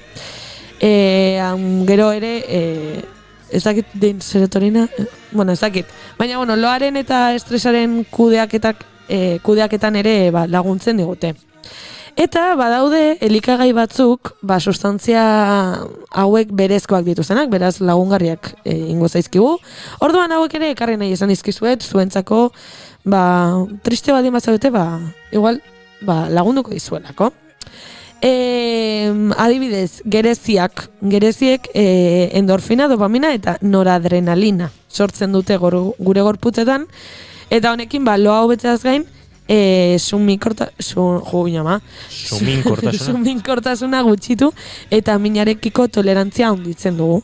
Beraz, laguntzen digute gu hobeto sentitzen. Eta intxaurrak ere lagunonak dira. Entzun dezuen noizbait burmuin itxura daukatenez ikasteko edo orokorrean gure burmuinerako onak direla? Nik askotan entzun dut. Mitoa izango da, ez dakit, entzun dut, ez? Nik egia den, ez dakit. Baina badakitena da, selenio asko daukatela. Eta selenio maila baxua baldin badaukagu guk, suminkortasuna, loeza edo eta depresioa izan dezakegu. Beraz, intxaurrek asko lagundi ezagukete honi aurre egiten. Eta, gero badaude ere taldeak edo elikagai hain zehatzak ez direnak, B12 vitaminan aberatsak diren elikagaiak, adibidez.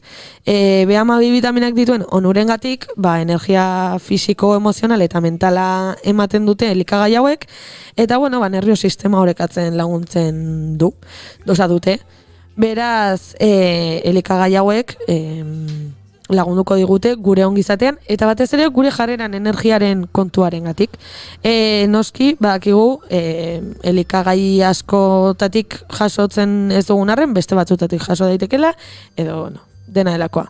Txokolate beltzak dauka zinka, dauzka vitamina, dauka gauza asko. Oain zinka aipatu dezula, zinkezak ere depresioa larritu edo estresa areagotu dezake, eta zink asko dute adibidez kalabazak, espinakek, txampiñoiek, zerealek, lekaleek, beraz, interesatu zaitez pixka bat horrengatik, interneten informazio asko dago, noski, nutrizionista bat galdetu ezkero, emango dizu informazio guzti hori, ze janariak badu guregan eragina. Eta, bueno, azkenik, endizuen esan nahi, baina, bueno, askorentzat ezinbestekoa izango dena, txokolatea. Txokolateak endorfina sortzen laguntzen du. Eta serotonina areagotzen du, teobromina dauka, teobromina, dela kafeinaren antzera funtzionatzen du, gutxi gora bera. Horregatik ez dut behar kaferik, Kaferik, noski. Txokolate asko jaten dudalako. Bari, noski, askotan esan izan dugu, eta nik uste dut zentzuzkoa dela, baina, bueno, errepikatu behar da, noski, dietak orekatuak izan behar dira, eta gu ez gatoz ona dieta bat ematera edo dena delakoa. Baina nutrizionistei entzun eta irakurri didanagatik txokolateak onura horiek sortzeko, uste dute honeko 85 gorako purutasuna edo behar duela izan, bestela, ez omen da, baina bueno. Beraz, txokolate txuriak seguruna onura askorik. Doieri, zer dezu? A ber, uste dut, txoko galleta, milka horrek, ez duela. Markarik ez esan. Ui, neska. Ez digute ordaintzen publizitatea egitegatik. Baina publizitatea txarra da, nik esaten dizu edana da. Orduan ez esan agian salatu goituzte. Esaten dizu edana da, horrek adidez, uste dut ez duela, onura berezirik. Barkatu. Barkatu. Esan. Zula, onurarik. Goiuri pospoze jartzen da. Plazer ematen dizula. Ni zorion txu ikustea ez dela onuragarria zuentzat. Naski badela, beti. Aliteke, bai. Beti. Eta beste kontu bat, eta hau argituko dugu, hemen ari gara gauzak botatzen, horrakon batean nutrizionista edo adituren bat edekarri barko dugu gai honi heltzeko. Nire lengoan, mediku batek esan zidan, eta beraz ez da nik txisteratik atera dudan argudio bat, D-vitamina metabolizatzeko askotan esaten dugu, eguzki esposizioa behar dugula. Antza denez, gu gauden paraleloan, eguzkiak ez du nahikoa ultravioleta indarrik hori sortzeko. Ez, nik hori ere entzunanekan. Ez dakit nun, baina... Alegia, Norbeian eguzki hartzen dutenek eta Amoroton hartzen dugunok, antzeko parezido. Hombre, antzeko parezido ez da izango. Bai, uste dut, lerro batetik bera, egiten duela, eta lerro batetik gora alpelperrik, orduan, behin lerrotatik gora zaudela, pixka bategatik egon edo, daia jokoz kanpoko posizioan godela. Jokoz kanpoko. Errin dio 10 centimetro, 2 metro. Bueno, ino, eguzkizpiek goxatze gaituzte. Bestelako poza ematen duten uski. Oida, eta D-vitamina lordezak egu beste leku batzutatik, ez zer pasatzen. Baina, bueno, gorputza alaitzen diguten, esan dugun bezala ez, eguzkizpi batek ere, goxaga ditzake, gorputza alaitzen diguten 11 gauza existitzen direlako. Eta orain zientzia alde batera utzita, irakurtzea, besarkada bat ematea, eguzkizpiek gure azala berotzea, hitzonen bat entzutea, egunerokotasuna alaitzeko keinutxoak dira. Eta paseo bat ematea, gustuko ditugun lekuak bisitatzea, gure horitzapenak eta emozionalki indartsuak diren leku eta momentuak berriro bizitzea, guretzako ona baldin bada, egingo dugu. Eta gustuko dugun pelikula bat ikustea edo liburu bat irakurtzea. Realitatetik aterako baigu eta goxatuko gaitun zerbait egiteak, ies egiteak onurakariko baigu, ongietorria izan da dianke egitea izu. Nahikoak agu eguneroko bizitzakin, goazen egitea postuko gaituzten gauzak. Eta, batzuk guk besteekiko izan ditzakegu, eta gian ondokoari irribarre bat ateako diogu. Eta beste asko guk geure buruari eskintzeko dira, ze guk geure buru ere mimatu behar dugu. Baina, bueno, garrantzitsuena da, errealitateari eta arazo guzti aurre egin beharko diogula jakitea. Hortaz kontziente izan behar dugu, eta gure inguruaren testu ingurua onartzea. Baina, bueno, txar guztiarekin ere, beti egongo da, gauza nimino bat bada ere, alaitzen gaituen zerbait. Beraz, aprobetxa dezagun hori, izan txokolatea jan, izan gure gustuko abestia dantzatu, edo izan lagun bati bezarkara bat ematea. Ez dut ipatu ongizate edo zoriontasun hormonetan ez da eragin asko doken beste gauza bat? Dela? Eskanik izut esango. Ez aldez ezagutzen mutileo. Bai, baina, bueno, hainbeste gauza, falta dia hemen. Ah, bale. Claro, baina, bueno, nik gaur jarri naiz pixka bat, marka hori bezala, ez detila esango bere izena bada espada, azten dela MR eta ukatzen dela Wonderful. Gainera, marka horren, bai. eta anik aipatzen dizudan honen artean ere, badago lotura bat, bata bestearen ordezkatzaile direla eta esaten dut. Bueno, baixe, badakagula nahikoa, eta bueno, txokolata jan nahi badezute, bajan. Eta intxaurro jan nahi badezute, larroa jo nahi badezue, bajo. Hoi da, eta gozatu. Eta modien nahi badezue, hain. Hoi da, eta zuen buruari zehoze erosi, lastan bat egin, masaje bat egin, eta punto. Eta hoixe zen kontatu behar nizuena. Eskerrik askoa Maiarresen diriluz. Gora zu! Tazutarrak! Eta zuak ere! Arratxaldeko 5:36 minutu, bigarren kafean, naiz irratiaren sintonian bagoaz aurrera, gure horrengo gonbidatu azai dagoela eta ikua pentsatzen. Joi, noa etorri naizen, ni jende honek ezin altzun normal txegoa izan.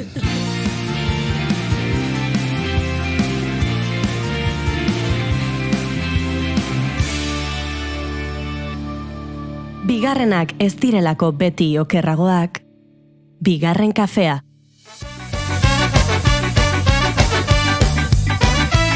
Musika laiaren bestadi dut.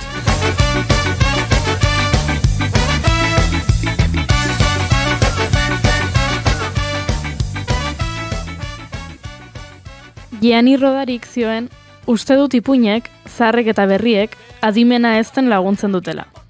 Ipuina, hipotesi guztien etxea da. J.R.R. Tolkienek esan zuen, ipuinak literaturaren forma gorena dira. Oker haurtzaroarekin lotzen direnak. Eta Ana Maria Matutek, ipuinen munduan parte hartu ezin izan banu, eta neure munduak asmatu ezin izan banitu, hile egingo nintzateken. Belak zabaldu ditugu, batu ditugu indarrak lotu.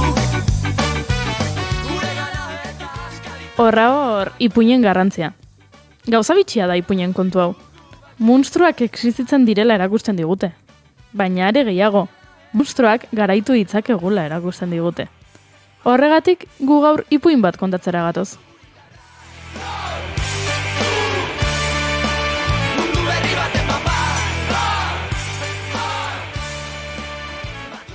Bazen behin, emakume bat. Idazlea eta gozogilea zena. Euskal Herriko herri txiki batean jaio zen. Baina izar bati segikagian mundua ezagutzera joan zen. Lagunak egin zituen han eta hemen. Bai, hainbat hizkuntzetan hitz egiten zuten lagunak. Baina 2019an etxera itzuli zen. Eta kanpoan ikasitako guztiarekin monstro bati aurre egitea erabaki zuen. Bere argitaletxe txikia sortu zuen, ipuinak argitaratzeko. Historia luzeko argitaletxea handiei aurre eginaz. Eta pixkanaka, hitzez hitz, historioz historio, joan da argitaletxe handiago egiten.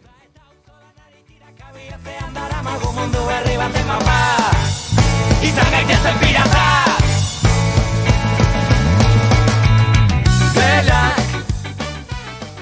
Eta bigarren kafean oso zortedunak gara. Ipuin horren protagonista gurekin dugulako. Aipatutako argitaletxea amesgile da. Eta bera, Betsaida Urtaza Elizburu, argitaletxearen sortzailea. Ongi etorri. Atxaldeon denoi. Atxaldeon, uste baino jende sano jatorreto normalagoak, ez? Hoxe, bai ez, eta ni saltxan sartzen nahi duzak elazai.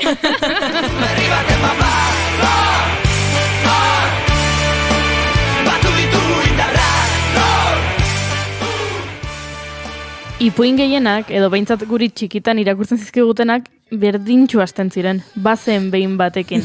Hori da, ipuin guztien hasiera. Baina zein da Amesgile argitaletxearen hasiera? Ui. Bueno, azkenean nera aita hil zan, 2019an, eta inspirazioa jasotzen hasi nintzen. Zuk esan dezun bezala, eta oso sarrera politia indezu, eskerrik asko.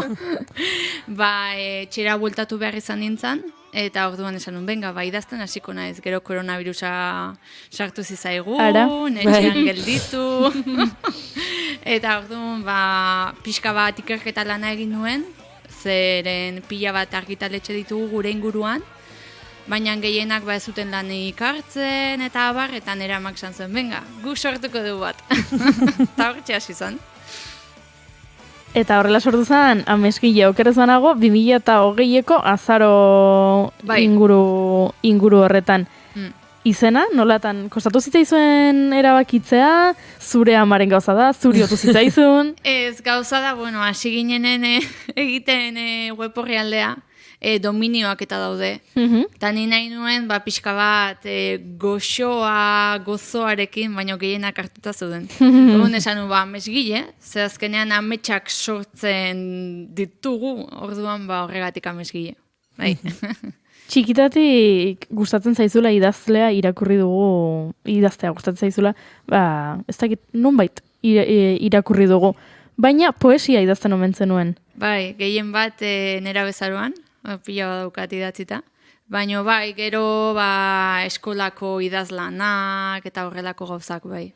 Eta irakurri askore bai. Eta nolatan egin zenuen salto ipuinetara, zea ipatu dugun bezala, Amesgile argitaletxean, ipuin asko topa ditzakegu. Bai, gehien bat ipuinak ditugu, gero eleberri bate baitare, baina azkenean niretzako aurren mundua da mundu zoragarri bat, eta orduan basan nun, benga, ipuinak. Egia da, 2012an, otu zitzaidan, eta idatzen dituen 3 edo 4 ipuin, baina idatzi eta hortxe utzen dituen. Eta horiek berriro atera nituen, berri idatzen nituen, da beste batzuk sortu nituen azkenen, inspirazio iturri asko jasotzen hasi naiz 2019tik orain arte.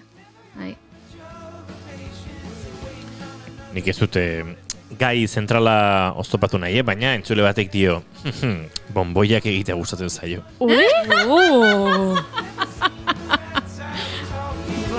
Egia da hori? Bai, gozo gintza asko iten dut, bai, da saldure egin izan dut beti osasungarri, eta sukaldean niretzako da erlaxatzeko leku bat.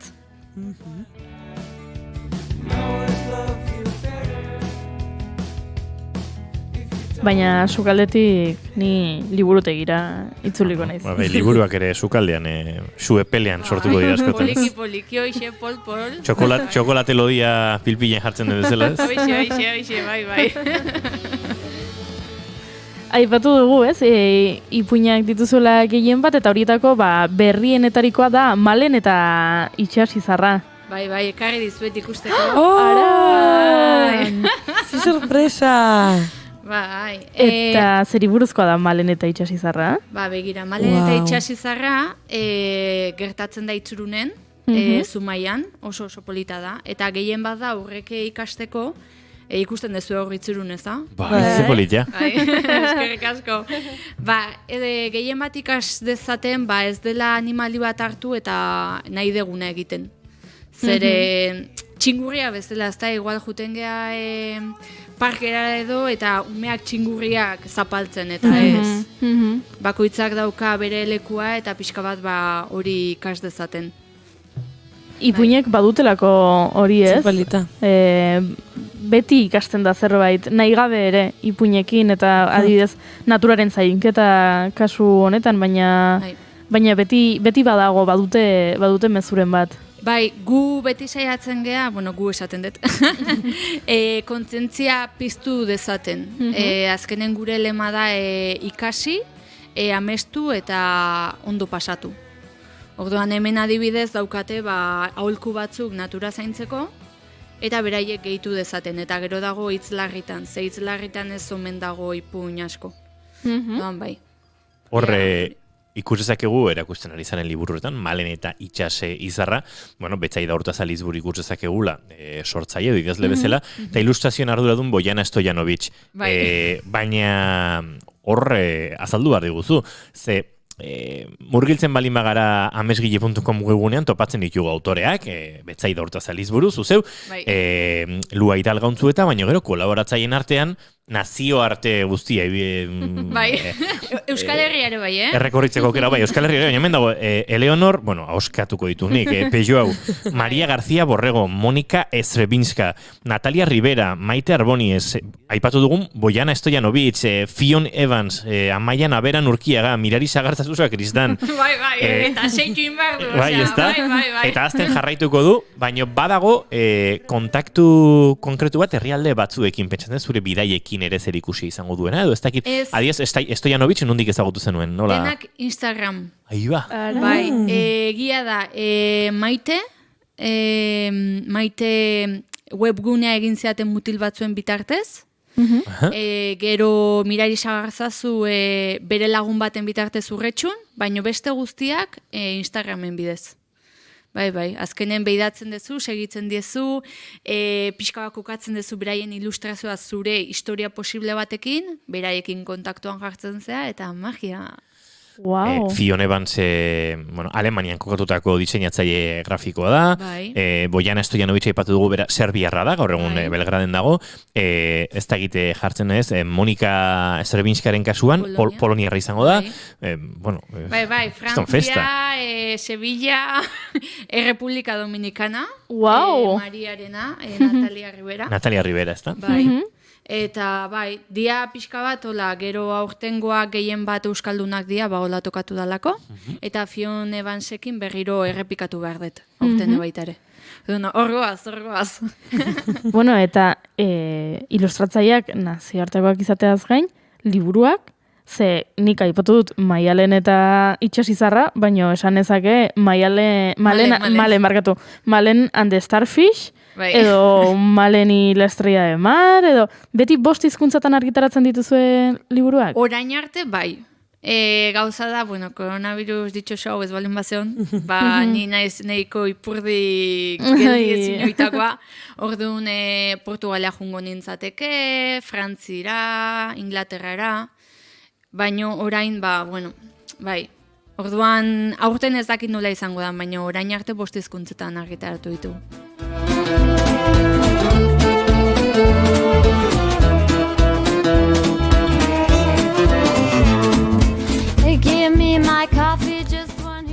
Liburuen formatuek ere badute alako homogeneidade bat, tamaina handikoak, zabalak, irikitzerakoan oso panoramiko bihurtzen direnak, eta ilustrazio lan ikaragarriekin.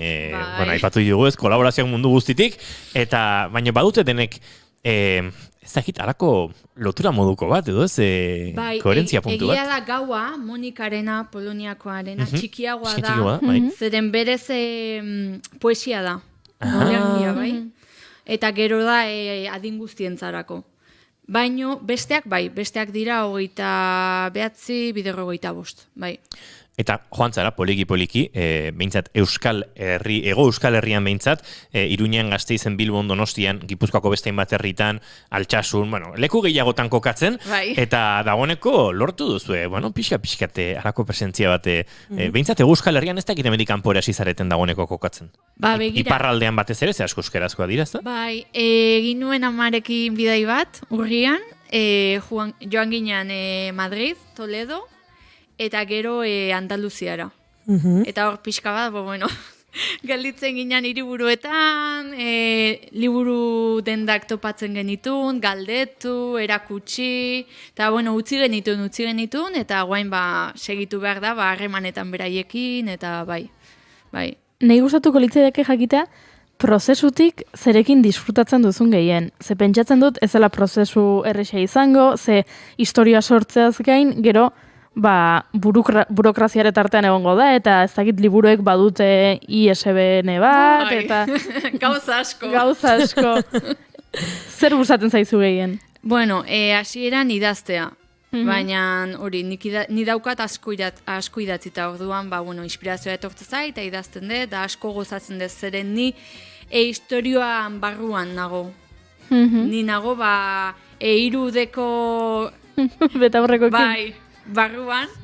Eta gero asko disfrutatzen dut hartu emana ilustratzaiekin.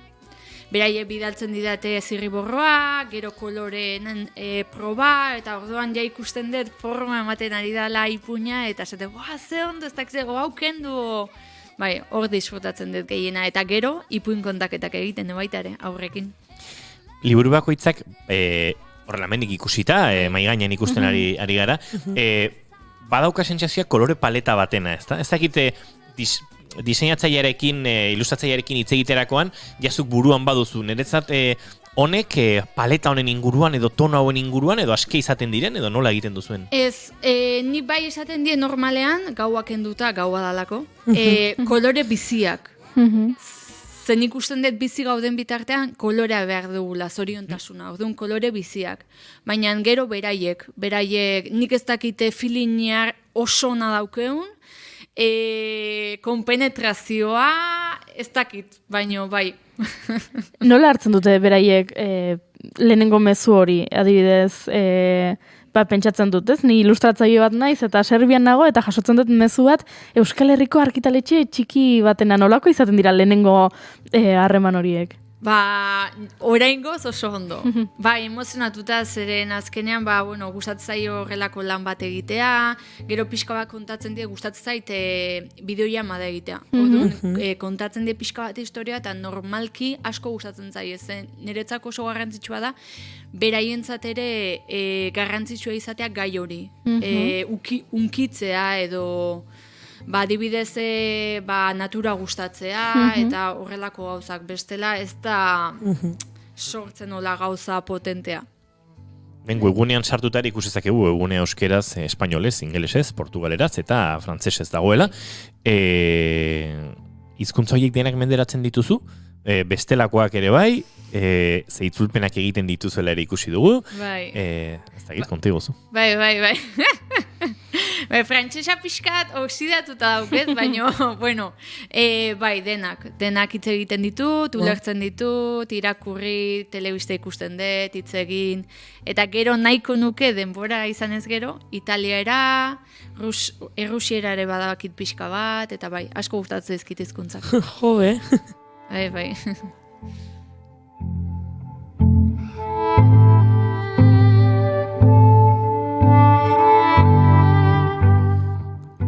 Honek ere, suposatuko zuen, ez dakit, bideo deiez eta baino, hain urruti dagoen diseinatzaile bati, batean satelite bat agertu zaio, eta esan dio izu bida proiektua dokat eskuartean, eta elkarlan hau, eta konfiantza hori sortzeko ere ez, lan elkartruke horretan, eta pentsatzen erronka bat ere topatuko zenuela. Edo ez telara bat errexe izango norbaiti, ez da egita saltzea hau eta benetan bi aldeek sinistea benga guazen aurrera honekin, ez? Oso politia da, baina ez detan errexe ikusten. Izan ditute baita ere horremak, adibidez aurten go neukan proiektutxo bat, Bartzelonako neska batekin, eta azkeneko momentuan esan zidan ezetz. Eta gelitio nintzen hola, eta ja esan zidan baiez, prezioa esan da zeukan, nik historioa komentatu nion, historioa zeukan beak, ez dakize, eta gelitio nintzen hola. Da gero askotan ebaitare, hizkuntza ez da. Adibidez Polonia, Serbiako jendearekin eta pasatu izan zait, beraiek inglesa badakiten nik ere bai, baina igual hitz egiterakoan ez daukate hainbesterako orduan gaizki ulertu batzuk egon daitezke. Baina normalki oso ondo, eta gero ere pasatu zait, oso ilustratzaile honak, augean daudenak, igual esan, 2024 arte ezin dut, eta oso ondo. Baina nik esaten dut beti, etorkizunean, zein edaki, zen neri ere idatzi didate ilustratzaile batzuk lan egiteko, eta nik esaten diet, bida urtengo itxita daukat, ze denbora askorekin egin behar da den antolatu. Baina, etorkizun batean, hor daukat zure informazioa, gustatzen zailana, eskerrik asko, azkenean eskertu behar zure baitare, zure atea jotzea. Badago denbora bat hor, noski, idatzi ilustrazioen elkartruke hori, zirriborroa, adostu, maketatu, zuzenketak egin, imprimitzera bidali, liburua jaso, zenbat denbora igarotzen da, lehenengo Instagram kontaktu batetik, elkartruke hortatik liburu bat jaiotzen den arte. Ba, minimo esango nuke igual 8 bat hilabete. Ze gero zuk esan dezuna, ISBN-a lortu behar da, lege gordailua, jabetza pribatuan jarri historioa, osea, gauza asko daude barruan. Jendeak usten du idazita, listo. Baina ez. Ez, eta nik nahiko nituzke denak jarri gitaratuta egotea, baina eske ezin da. Pazientzia gara, pazientzia. Bai, hoxe. Aipatu ditugu izenburu batzuk eta kolaboratzaileen izenak, eta orain arte, amesgien parte hartu duten guztiak emakumeak izan dira. Bai. Hau autu bat izan da, edo horrela gertatu da. Bida, sortu nunen lagun bate, guain entzuten egongo dela, esan ziten. Oso emakumena ikusten dut, gizona da, Oso emakumena ikusten dut, ez dakize denak, da bida, hola, otu da. Nik bere garaien, atea jo nun bi ilustratzaile mutiena, eta ez ziaten ez dare erantzunik eman. Ba horrela otu da, ez dakit. Horrela izan barko zuen. Etorriko da, igual etorkizunean. Hemen ari gara ikusten, webgunea bertan, webguneak berak baduela denda, esan dugu, hainbat herritako eta Euskal Herriko txokotako zuen liburu denetan topa dezakizuela, baina bestela amesgile.com webgunean sartu eta bertan dendan klik egin eta erosketa egin dezakete, bidalketa etxera egiten da eta... Bai, eta beti sorpresatxo bat sartzen dut. Bai? Nik usten dute inbar zaiola jendeai, eskartu ez da, zuregan konfidantza jartzagatik. Eta bertan topa ditzakete izenburu ezberdinak, adine giroa denena berdintxua da, nahiko zabala edo lausua ikusten duzu, edo bada nahiko... Bida, oraingoz denak dira gutxi gora bera 4 urtetik 8 bat, 9 bat urtera. Egia da, azkena musuak eta besarka da, gure lehenengo entzuteko ipuina dala, QR batekin. Eta nik 10 hilabeteko umetxo batekin egin dut proba, lagun baten umea, eta ondo aguantatzen du. Azkenen musika dauka, kontakizunak, eta... Bai. Dugu jesu, maia misez? Bai, interesatu intzaio.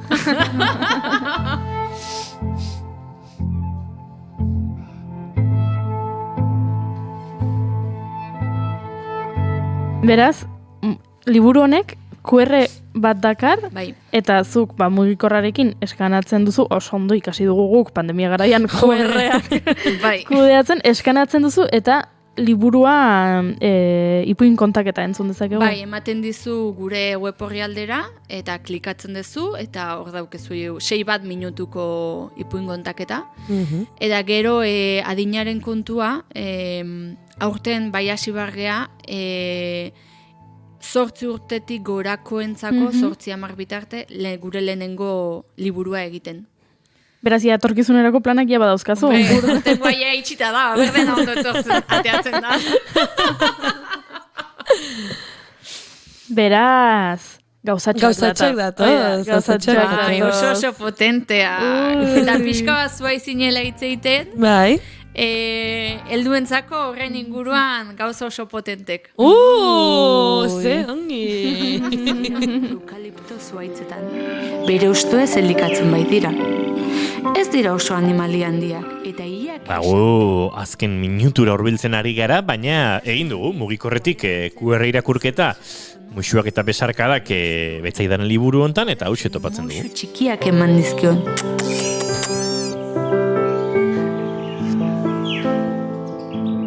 Urrengo orrialdean, arrain bat azaldu zen, ibaian eta itsasoan zehar gelditu gabe igerian ibiltzen dena.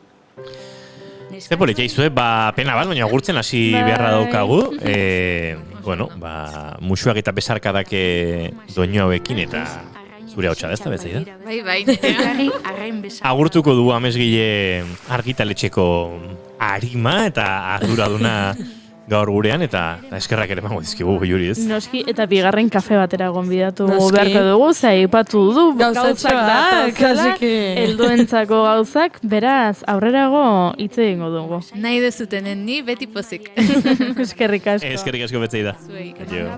Askatu neon. Horrelakoak dira karramarroen musuak. Eta guk ere agurtu bartzaituztegu Amaia Arrasende Giluz datorren astelenera arte. Aio! Goiurez Izarandia bihar arte. Bihar arte. Eta zoi entzule bihar ere nahi baduzue arratsaleko 4etan hemen izango gara. Naiz irratiaren sintonian, bigarren kafean. Aio! Lehenik beldar txiki bat eta ondoren mitxoleta koloretsu bat